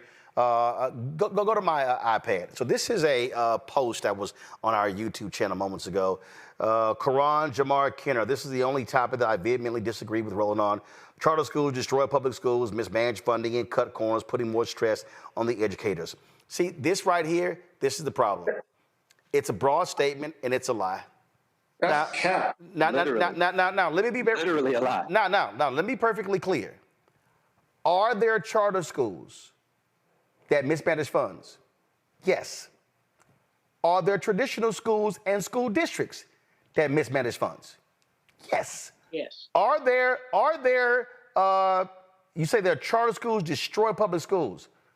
If the traditional schools were not destroying themselves, then there would be no charter schools. I mean, hold on. No, I'm not done. It says they cut corners. There are some charter schools that have cut corners. There are a lot of traditional schools that cut corners. See, it says putting more stress on the educators. If you want to see stress, go talk to a lot of traditional public schools. See, this right here, what Karan Jamar Kenner just said, is what I have encountered from numerous people. And let me say this again. Jalen is right there in Detroit. There have been some awful charter schools in Detroit that have no business being in business. And there are some awful public traditional schools that have no business being in business. There have been people working for the Detroit public schools who have embezzled funds, who have gone to prison. And there have been people who have been overpaying themselves and not doing right in charter schools. So let me say this again for everybody who goes into this, oh, charter schools steal money, this, that, and the other. Let me be clear. There are some bad actors, a lot of bad actors in traditional schools. Why? Because it's more. And there are bad actors in the charter school movement. And what I have said directly to charter school leaders, and Steve has heard me say it at conferences and thousands of people in the audience, run their punk asses out of the movement. I've said because those are the people who cause the problems. Now, how many people have the guts to say, let's also run out awful superintendents, awful school boards, awful administrators, awful principals, and awful teachers? See, people, I remember,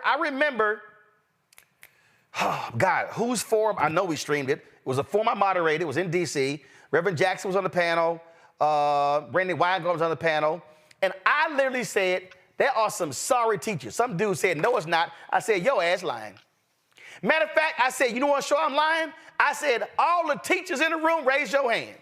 And hands went up. I then said, how many of y'all teachers in the room know y'all work with some sorry teachers? And them hands stayed up. So I'm like, why don't we sit here and lie about it? There are listen, I'm a journalist, and I just said this that night. I said, there's some sorry-ass people in journalism, and I don't want their asses in journalism. I said, but I'm bold enough to actually say I don't want their asses in journalism. I said, so educators and charter school people got to stop playing games by not wanting to call out folk who are bad actors in the profession. Correct. And by the way, this should be a nonpartisan topic, but what makes it political is the business that comes with charter schools versus public schools. And you just said your own answer, Roland. Why can't teachers who are ineffective, why can't administrators who are ineffective basically get fired? I'm going to introduce you to the word. It's called tenure. That's the power of the public school and the donations that they're giving to the Democratic Party. And for the Republican Party, they just want to ignore public schools altogether because they want the quality of your education to be what it always has been, defined by your zip code. And so I want to go back to that tweet. Hold on, Jalen. I come from Houston Independent School District. Houston Independent School District has open enrollment. You don't have to go to your neighborhood school. But here's the problem. Black kids who are zoned to Jack Yates High School, who may go to Sterling or Worthing or somewhere else, they still enrolling in bad schools. And so it is the infrastructure, it is what the focus is, and people keep asking me, and Steve, I'm gonna go to you, people keep asking me, then I'm gonna go to you, Julian, they keep asking me, Roland, why do you support charter schools? And I say, there was a sister in Chicago who created her own school, but it was private. And she used a Socratic teaching method. Her name was Dr. Marva Collins. But here's what happened. Why did her school shut down? And I remember personally talking to her before she died when I was trying to get assistance for my 4 nieces when my wife and I were raising them. And this would happen. Black folks couldn't afford to send their kids to her school. So then her daughter took the school over. Then the school shut down. Her daughter, unfortunately, took a life by suicide. That's what happened while her mother was still alive. So people say, well, why do you support charters? I said, because. And then I remember Randy Weingarten say, well, white racists created charter schools. I said, white racists created, hold up, but no, I said, hold on, wait, no, but this was my answer. I said, white racists created every damn system in America. That don't mean that we're not involved in this same shit. This is what I said. If there is a system, I don't give a damn how it was created. If there is a system that allows for black people to take and control the school, control the money, control the contracts, control the curriculum, and control the hiring, shit, I'm down for it. Because, Steve, I'm gonna go to you then Julian. You cannot name me a single traditional school that we actually control. And when I say control, meaning, Steve, you run 2 or 3. The reality is this here. You run it, you control it, you got 5. You run it, you control it, you can establish the curriculum. If you want more arts and band and drama and all of that, you can do it. If you want black history, you can do it. But you also have to perform. And I then said, if we can control it, I'm down with it. That's why. Steve and Julian, go. Think about this, Roland, to stay with what your point was. Our schools are founded by black people. Our schools employ, in Connecticut, the highest percentage of black teachers in the entire state. The entire state. And in Connecticut, we're at about just south of 60% African American, 75% of our administrators are African American. That's in Connecticut. But in New York, over 85% of our faculty are black. And 100% of our administrators are black. We have schools founded by us, for us, in our own communities. We are our ancestors' wildest dreams. We are the public. We have every right to every public dollar that everyone else does, and I dare say more so, because those people who have had complete control of the dollars have made sure that there are 2 and 3 times as many white kids who can read at or above grade level than black children. Also, it's important to understand, to your point, Roland, it's not just about hiring black faculty. It's not just about determining what our curriculum is. We can hire black contractors and Latin contractors. We get to do what we wish to do. This is the epitome of liberation. This is the goal. Dr. Martin Luther King said American public schools do not know what to teach or how to teach. He also went on to say that what should happen is we should create educational parks. But I want to end this part here. One of the great misnomers in the conversation around education is we're not talking about black children in particular. What I mean by that is if you go to any cookout or any gathering of African Americans, one of the things that you're going to find are those parents who've had to go down to the school to make sure that their son was treated right, go down to the school to make sure that their daughter was allowed to get in an AP or honors class, go down to that's not the way schools work.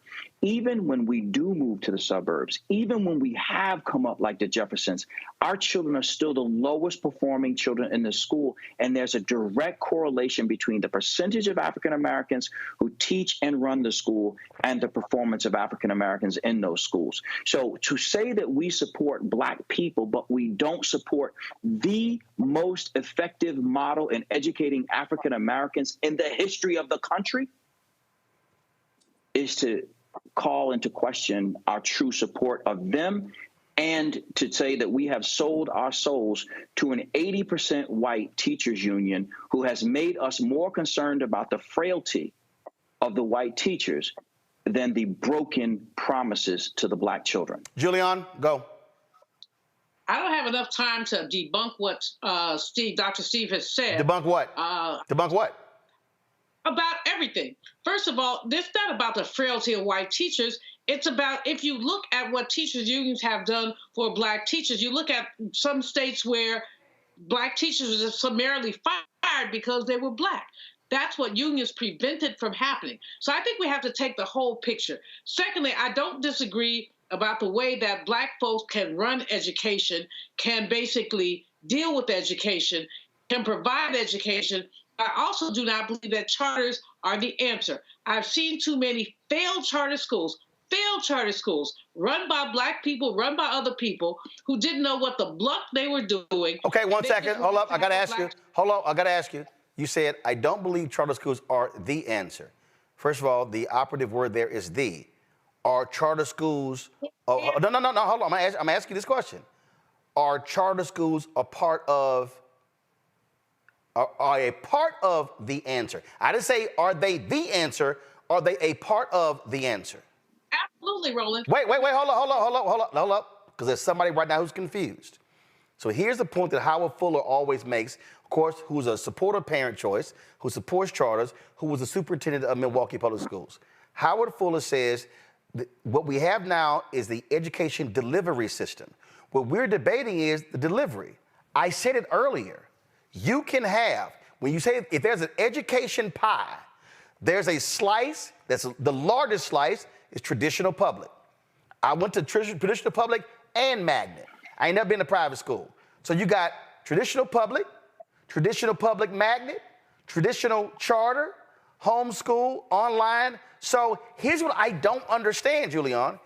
If charters are a part of the answer, then what's the problem?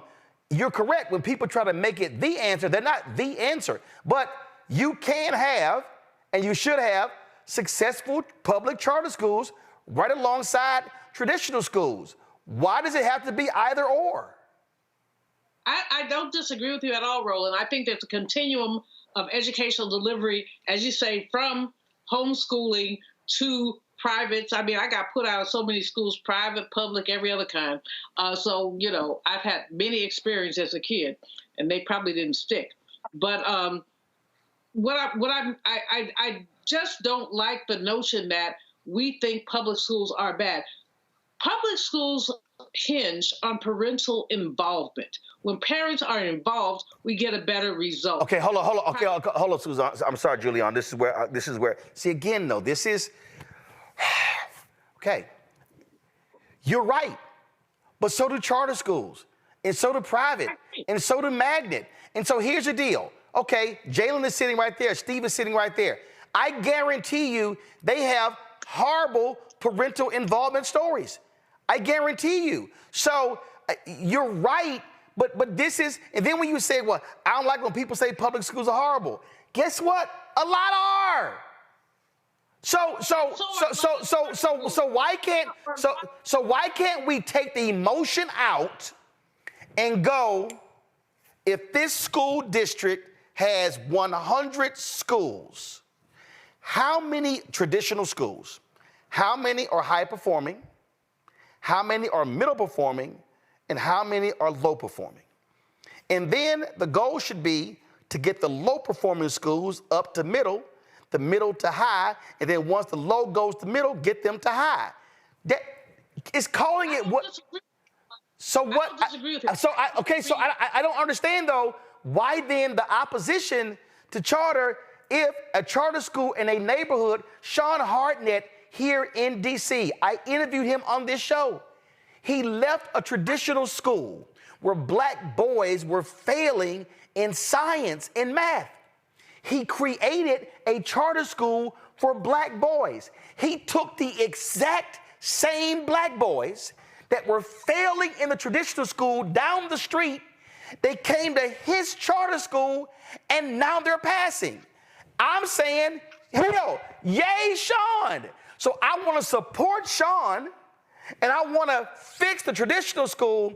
But what I don't want to do is say Sean can't open that school because we don't support charters. I don't think it's an either or. I think it's a continuum. I think it's a continuum from, as you say, homeschooling. I think that parents have to figure out what's right for their kid. But I think that... What if they can't? What if they can't? And I agree with the brother who said... But Julian, what if they can't? Julian, what if there's a parent who went to failing schools, who is the byproduct of parents who went to failing schools? What if they can't figure that out? What do we then do?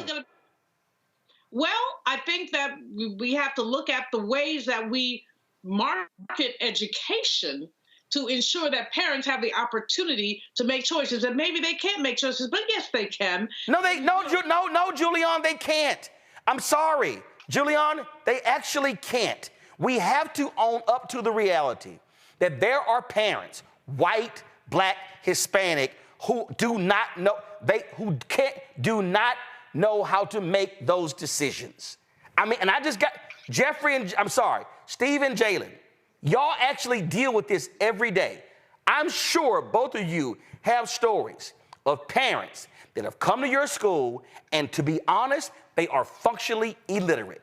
And you're having to now deal with them about their kids when the parent, him or her, is functionally illiterate. So in the city of Detroit, 10% of adults have graduated from college. 10%. So that means usually the young person that graduates from 12th grade is the first person from their family, their block, their neighborhood to actually go to college. So they need that support. And a few things that keep getting said about charter schools I want to debunk. Number one, market to make choice. That's exactly what we're doing, but we're doing it for charter schools. How about this? Too many failed charter schools. Yes, they're failed charter schools, but it's been failed traditional public schools since the beginning of time, eons of them. That's what made charter schools become an option in Michigan the last 30 years. Also, parental involvement. Yes, you have those parents who aren't as involved as you want them to be. But you know, one of the things I'm able to create with the charter school, an intimate family destination for our young people where we can get to know the parents. We can get to know the families. We can get to know the students intimately inside and outside of the building. So therefore, we can nurture them as young people. And also, when you're the founder of a charter school, which is why I'll probably be the last former athlete to even be in position to do something like this, because the mountain of paperwork is so high and the bureaucracy is so large. You get 0 state funding for your facility. 0 state funding for your facility. So we call it bridging the education gap. We're talking about public education, Roland. The young person in the inner city of Detroit should get the same funds that the suburban young person is getting in Birmingham. When that's not happening, that creates an education gap that we try to close via these charter schools. And one other point, because we talked about serving our people. Our school is founded by 2 black men, Jalen Rose and Michael Carter. It's run by a black woman, Jasmine Allen. Our students are 100% black in the neighborhood that I grew up in. And it's almost like sports and HBCUs. The reason why athletes, for example, don't go to HBCUs is because those schools are underfunded and they don't have the facilities as the traditional white schools. And also, did everybody know that majority of HBCUs were actually founded by white people? Steve, go ahead. So hold on a second. Steve, hold up. Steve and Julian. Steve, go ahead. So it's super important to lean on data. When the romanticization of our experiences in traditional schools fades and we start talking in facts, what we see is just last year, according to Blacks in Higher Education, only 19% of African Americans, test takers who took the ACT, were deemed as college ready. Only 19%. That means 81% of all black children who graduated from high school last year were not deemed college ready. By contrast, 53% of white children were deemed college ready. Again, to your point, Roland, most children go to public schools, neighborhood public schools. So they are the culprits here. They have the majority of the children, so you have to put the responsibility where it is due. Why is that the case? The overwhelming majority of teachers in traditional schools are white. The overwhelming majority of the expectations that are driven by children who look like their children, their family members, and them. That means that when people who work in schools are making the determination as to which courses they're going to put children in, when they're going to determine who deserves an AP class, who deserves an honors class, the people who they say deserve those are the ones who remind them of themselves. When they are looking to identify a child as having special needs or being violent or needing to be suspended, expelled, or in any way disciplined, it is the child who looks the least like them, the one who they have the lowest expectations for. And that is not just when we're looking at poverty. That's when we're looking at black as black as black. And to continue to send our children into a system that is the root, that is the front of the school to prison pipeline is a bizarre romanticization of the system. If we wanted to look at it differently, we could go to, to Exodus and recognize that even then, after Moses, with the word from God on high, said, y'all got to come up out of these circumstances, there were people who said, nah, we going back.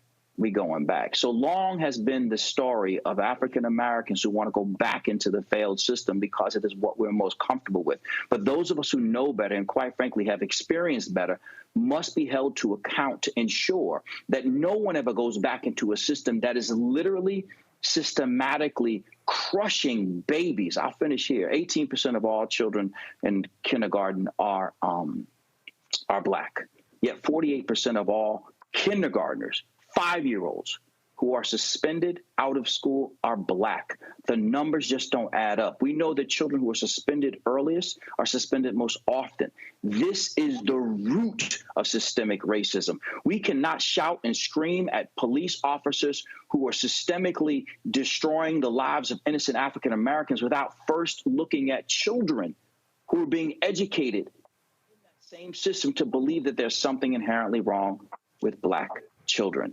We can do better. You are looking at 2 black men who have started schools in our communities. Don't look past that.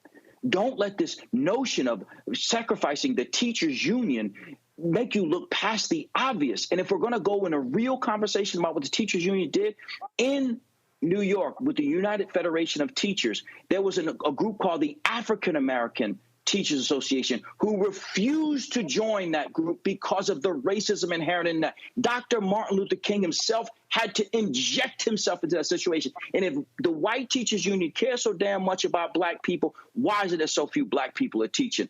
Don't let them fool you. They're doing wrong to us, and they know they're doing wrong. And all they need is a couple really smart black people to convince us to go back into slavery. And I ain't going to be one of them. All right, Julian, go. Enjoy. And I'm going to let me know if y'all want to jump in here. But Julian, go. Yes. And I'm going to take this for 5 more minutes. We're way over time. But Julian, go. Well, first of all, ain't nobody trying to go back into enslavement, Dr. Perry. And I think you know that, GD, well. You know me better than that. And so I reject that whole conversation.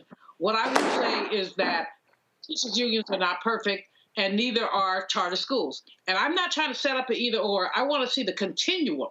I want to see continuum. And we started this conversation by talking about what we wanted to hear at the debate between the Orange Man and Vice President Harris around education. And I think that there are things, the Orange Man would basically eliminate the Department of Education, which means eliminating Title I schools. And whatever flaws there are, Title I schools do trickle dollars down to poor children. So I don't think that, I hope that neither of you would suggest that we would eliminate the Department of Education.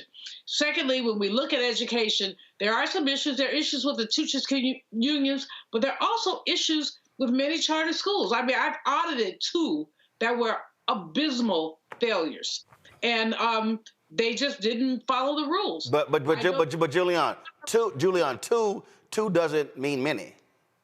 First of all, no. Okay, when you no, I'm sorry. When we say many, okay, give me a number. I don't like. Let me just real clear. I don't like to do 2. I did them. They were both abysmal failures. Okay, all right. So you did. So you did 2 that were abysmal. But how did you arrive at many or bad?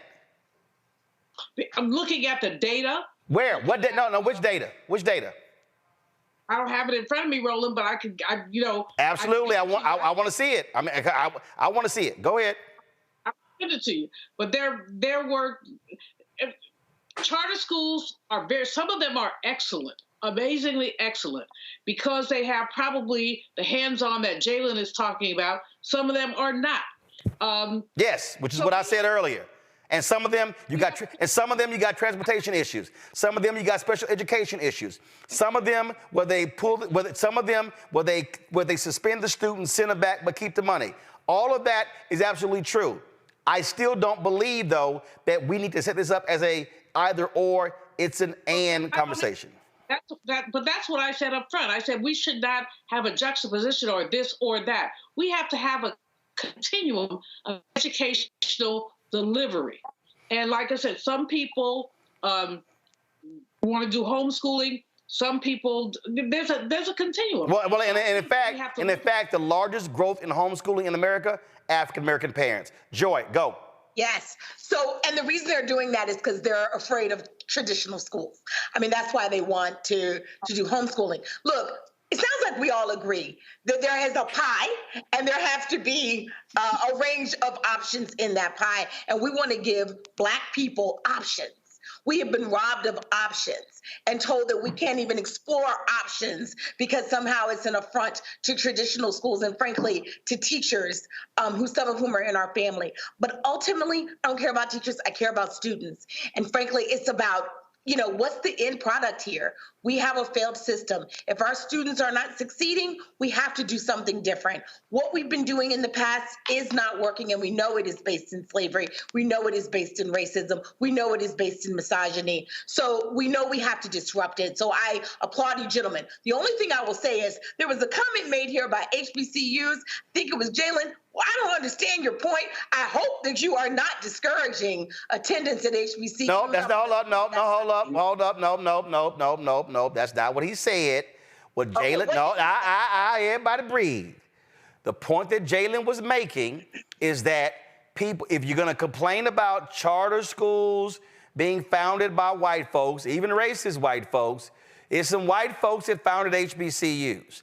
That's the problem when people start throwing stuff out. So the reality is there are white folks that have created, I mean, hell, what's the dude who was the founder of Sears and Roebuck, Julius Rosenwald? He created Rosenwald schools all across the country that black kids went to.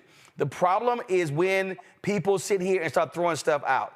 This is why we got to strip away awful, this, that, and the other, and call it what it is. Call out things that are good, call out things that are bad, replicate things that are going well, get rid of things that are failing. Congo, you got any part of this? You got anything? I just want to say that I want to commend these two brothers for what they're doing. As somebody who works in schools and DEI issues, public, private, and charter schools, as somebody who speaks to kids across the country and parents, and look, as somebody who has kids in private schools now, like both of these brothers are saying, I've seen the entire range. In every school I go to, there are differences. And I just want to applaud these two brothers for the work, the continual work that they're doing. It's not a fad for them. It's not about enriching pockets. It's about improving the lives of our community. And before all of the headlines, these brothers have been about it. And so we can have all these conversations we need. But it's like Dr. Malvo said about the continuum, like Dr. Perry said, like Mr. Rose said, the continuum, like you've been doing all of these years, Roland Martin, with school choice is a black choice. We're trying to create the systems that work best for our children. So let's continue to have the conversation, celebrate our wins, and continue how we can work to build a community where our kids can be celebrated and not tolerated. So we'll see if tomorrow education, and specifically charters and school choice and whatever becomes an issue in the debate, we'll see if it gets asked, we'll see if it gets answered. Jaylene Rose, Dr. Steve Perry, we appreciate y'all joining us on the show. Thank you so very much. Thank you so much. Folks, real quick, let me get this here. Racist Republicans, what they are doing, folks, in Springfield, Ohio is shameful. Joy, Julian, and Omakongo, I don't know if y'all saw this. Y'all roll this video of this idiot JD Vance. Y'all have the video where he is promoting this racist lie that Haitian immigrants are eating pets and causing mayhem in Springfield. Is it Springfield, Ohio? Yeah, okay, roll this.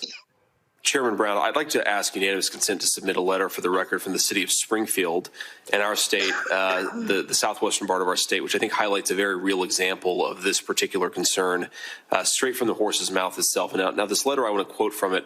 Springfield has seen a surge in population through immigration that has significantly impacted our ability as a community to produce enough housing opportunities for all. Springfield's Haitian population has increased 15 to 20,000 over the last 4 years in a community of under 60,000 previous residents, putting a significant strain on our resources and ability to provide ample housing for all of our residents. And end quote there. And Mike. No objection. So thank you. In my conversations with folks in Springfield, it's not just housing. They're trying to build 5,000 new housing units, which is a very Herculean task in a town of about 55,000 people. But it's also hospital services, it's school services, there are a whole host of ways in which this immigration problem, I think, is having very real human consequences. I wonder if it was 5,000 people from Sweden or Denmark, he would be complaining. I wonder if he was complaining if it was 5,000 white people or 20,000, whatever the number of Haitians he talked about. But this is what he put on Twitter. He actually posted this nonsense that people in Springfield, Ohio, having their pets being abducted and eaten by people who shouldn't be in this country. This is literally, let me show y'all the tweet. This is the crap that these racists have been sending around all over the country. Give me one second. Okay, first I'll pull the tweet up. So y'all pull the tweet up. So this is the tweet right here. And the Springfield Police Division issued a statement saying they're aware of the rumors. Go to my iPad. They had no information to support them. In response to recent rumors alleging criminal activity by the immigrant population in our city, we wish to clarify that there have been no credible reports or specific claims of pets being harmed, injured, or abused by individuals within the immigrant community. And additionally, there have been no verified instances of immigrants engaging in illegal activities such as squatting or littering in front of residents' homes. Furthermore, no reports have been made regarding members of the immigrant community deliberately disrupting traffic. Now, watch this. After NBC asked the Vance campaign about the lack of evidence for his claim, a spokesperson said that the center had received, quote, a high volume of calls and emails over the past several weeks from concerned citizens in Springfield, and that is, quote, his tweet is based on what he is hearing from them. Yeah, if they're being fed bullshit conspiracies, yeah, they're going to call you, dumbass. And then, of course, me being a native Texan, I got one of the dumbest damn senators in all of the United States. So Ted dumbass Cruz, he sat here and put out yet idiots like Charlie Kirk posting this crap, Jim Jordan, others. And so here's dumbass Ted Cruz. Please vote for Trump so Haitian immigrants don't eat us. He wrote this on Twitter as a caption of a photo of cats. This, Joy, is what these racist MAGA Republicans are doing. Then they're sitting here maligning Haitian immigrants because they don't want black people in Springfield, Ohio. That is correct. They are racist. If you are a Haitian citizen, please listen to this. Do not vote for these people. We know that there have been departures with the Democratic Party and concerns that I'm speaking specifically of the Haitian population in Florida. Please do not vote for Republicans. They do not respect you. They will at any moment turn on you, make up lies about you, and then spread them from state to state. Do not vote for these people. And if you are Donald Trump, my God, what a terrible, weird choice you made in JD Vance. He is the gift that keeps on giving to the Harris and Walz campaign. I cannot wait for the vice presidential debate. He's just plain weird. Look at this crap here, Omakongo. Go to my iPad. Vance also asserted without evidence that the Haitian population in question is made up of illegal immigrants. A Springfield City website says, not true. Haitian immigrants are here legally under the Immigration Parole Program, referring to a federal humanitarian program for migrants. These people are racist. I guarantee you, Omakongo, if 20,000 white immigrants, there will be no complaints whatsoever. No complaints whatsoever at all. They are gearing up for a Trump win so they can bring in basically the 1950s version, a new 2020, 24, 25 version of Operation Wetback when, they deported so many, Latino people, including many who are American citizens. You can't do something like that without dehumanizing a people first and making other Americans think that it's okay. And as somebody who's Congolese American, having to deal with all of these type of stereotypes about being barbaric and being savage all of my life from what people will see on the media and the stories, this definitely hits home. But I know as black people in this country, period, we've had to deal with that through slavery. Just look at the images and the cartoons. Roland, these guys are just conjuring up every racist image and trope possible because they have no policies to run on. So they're doing what Donald Trump did in 2016, running on the politics of fear and the fear of a black neighbor, fear of a black relative. And African Americans, you think people ain't going to see you and think you're Haitian and be like, oh, are you eating my cats? Like, they're coming for all of us. There is no middle ground here. And so this is the time where we got to call out, like you said, the direct racism. There is no middle ground, kind of racist. Oh, this is a racist idea. No, this is straight up racism, ignorance, and hate, because this is all they have to run on. They lost abortion issues. They're losing on DEI issues because people are against that as well. So they're turning to hate and ignorance. And who is the number one target of hate crimes in this country, of ignorance and hate? It's always been black people, regardless of what happens with 9/11, regardless of what happens with Israel, Gaza, everything. We are always number one. So we got to get ready and we got to make sure that we're prepared because they're going to keep putting the target on our back because they got nothing else to go on. And Julian, remember in the spring, oh my God, go to my iPad. There's going to be armed Haitians storming the beaches of Florida. And Ron DeSantis was putting cops on alert. Oh my God, what's going down? Unrest in Haiti. Matt Gaetz and others asking Department of Homeland Security. They're going to be storming our beaches. Never happened. They were using black people they were weaponizing black people. That's what they were doing.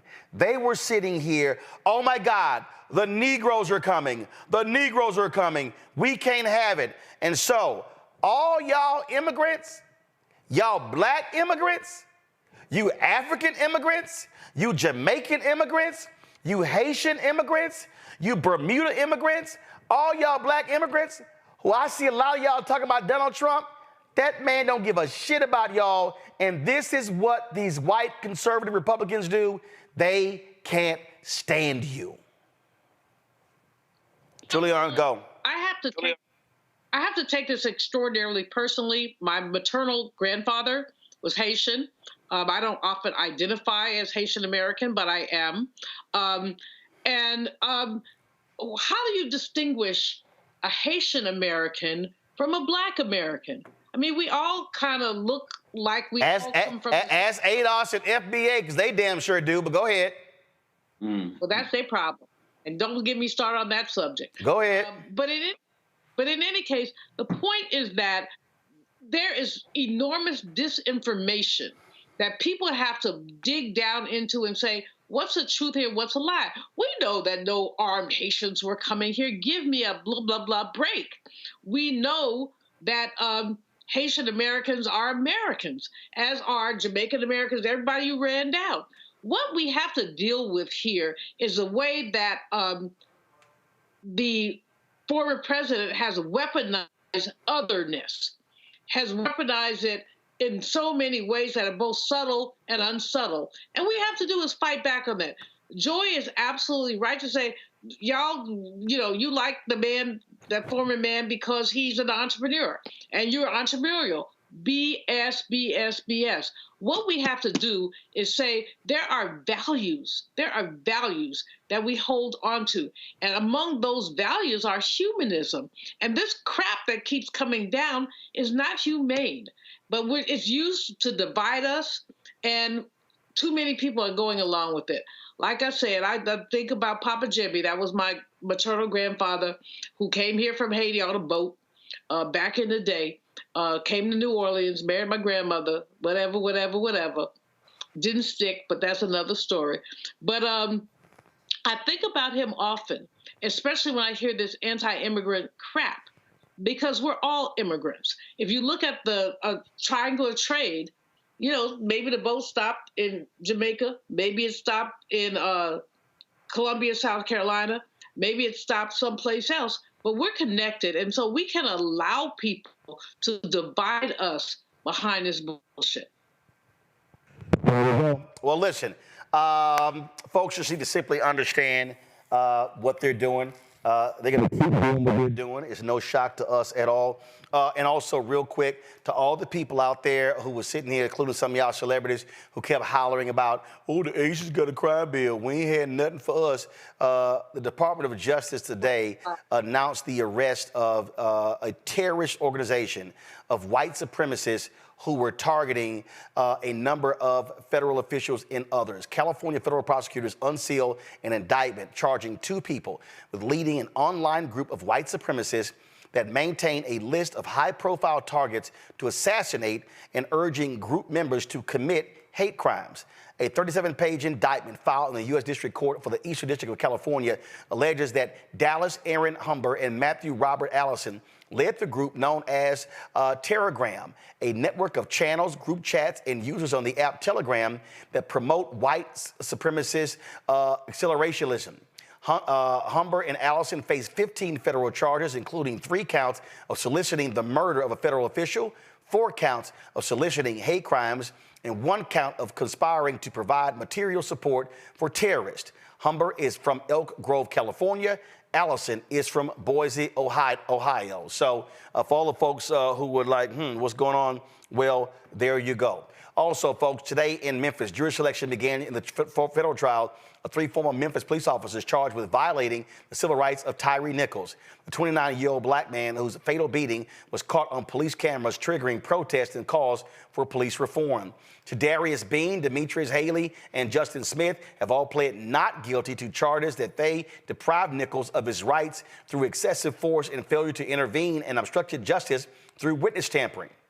Nichols was pulled over in January 2023 and ran from police after he was yanked out of his car. Police videos showed officers viciously attacking Nichols when they got him out of the vehicle. Jurors will be selected from a pool of about 200 people. The trial is expected to last 3 to 4 weeks. All right, folks, don't forget tomorrow right here on the Black Star Network, we are going to have a beginning at 7 p.m. We're not going to be live at 6 p.m. We're going to be live tomorrow at 7 p.m. for our coverage of the ABC News presidential debate between Vice President Kamala Harris and that orange fool. Just understand, we go live at 7 p.m. We're also doing this, folks, as a watch party with the Congressional Black Caucus. We're going to have members over here. Folks, we're going to have food, we're going to have a drink, we'll have our panel. It's going to be a great time. It is going to be lit. And I can tell you right now, folks, this will be the blackest debate show anywhere. We will have a number of our analysts. We're going to have folks on. We're going to have people on via Skype. You name it, we're going to be doing this thing. And so we just want y'all to understand, if y'all are looking for the best coverage, I call it the best seasoned chicken you can find, you might want to come here. Y'all, you know MSNBC, CNN, Fox News, ABC, NBC, CBS, they ain't going to do it the way we do it. So y'all need to be sharing with your friends. Tell everybody to come here to the Black Star Network, because we're going to bring the funk as we know how to do it. Julian, Amakongo, Joe, I appreciate y'all being on today's show. Thank you so very much. Thanks for being with us. Folks, again, Wednesday, we will have our salute, pay tribute to James Earl Jones, who passed away this morning at the age of 93. Don't forget to support the work that we do here at the Black Star Network. Folks, ain't nobody else in Black-owned media doing what we're doing. Nobody. Not Black Enterprise, not Essence, not Ebony, not Urban One, not Blavity, not The Griot. Nobody is doing what we do here every single day. We are speaking to your issues with this show and the other shows on the Black Star Network the only way that we can, but your dollars are critical to our support. I'm fighting this, and I sent an email today to 5 ad agencies who have been ignoring us. I got back, they don't buy news, but I keep seeing all these ads show up on Fox News, CNN, and MSNBC, even their opinion shows. What's up with that? Send your check and money order. P.O. Box 57196, Washington, D.C. 20037-0196. Cash App, $RM Unfiltered. PayPal, R Martin Unfiltered. Venmo is RM Unfiltered. Zelle, Roland at RolandSMartin.com. Roland at RolandMartinUnfiltered.com. Download the Black Star Network app. Apple phone, Android phone, Apple TV, Android TV, Roku, Amazon Fire TV, Xbox One, Samsung Smart TV. All y'all people on YouTube, hit the damn like button. We should be at 2,000 likes. What the hell y'all playing around for? Hit the like button right now before I get off the air. Support us by getting White Fear. The Browning of America is making white folks lose their minds. Get the book at Ben Bella Books, Amazon, Barnes & Noble, IndieBound, Bookshop, Chapters, Books A Million, Target. Download the audio version on Audible as well. Again, tomorrow, folks, we're live, not at our normal 6 p.m. We're live at 7 p.m. tomorrow for our debate coverage right here on the Black Star Network. The ABC presidential debate between Vice President Kamala Harris and that dumbass. Live at 8 p.m. Eastern, in addition to our watch party with the Congressional Black Caucus. Can't wait to have them in the house. Folks, we will see y'all tomorrow for the blackest debate show in America. Holla! Black Star Network is here. Oh, no punch! I'm real revolutionary right now. Thank you for being the voice of Black America. All momentum we have now, we have to keep this going. The video looks phenomenal. See, this difference between Black Star Network and Black-owned media and something like CNN. You can't be Black-owned media and be scared. It's time to be smart. Bring your eyeballs home. You dig?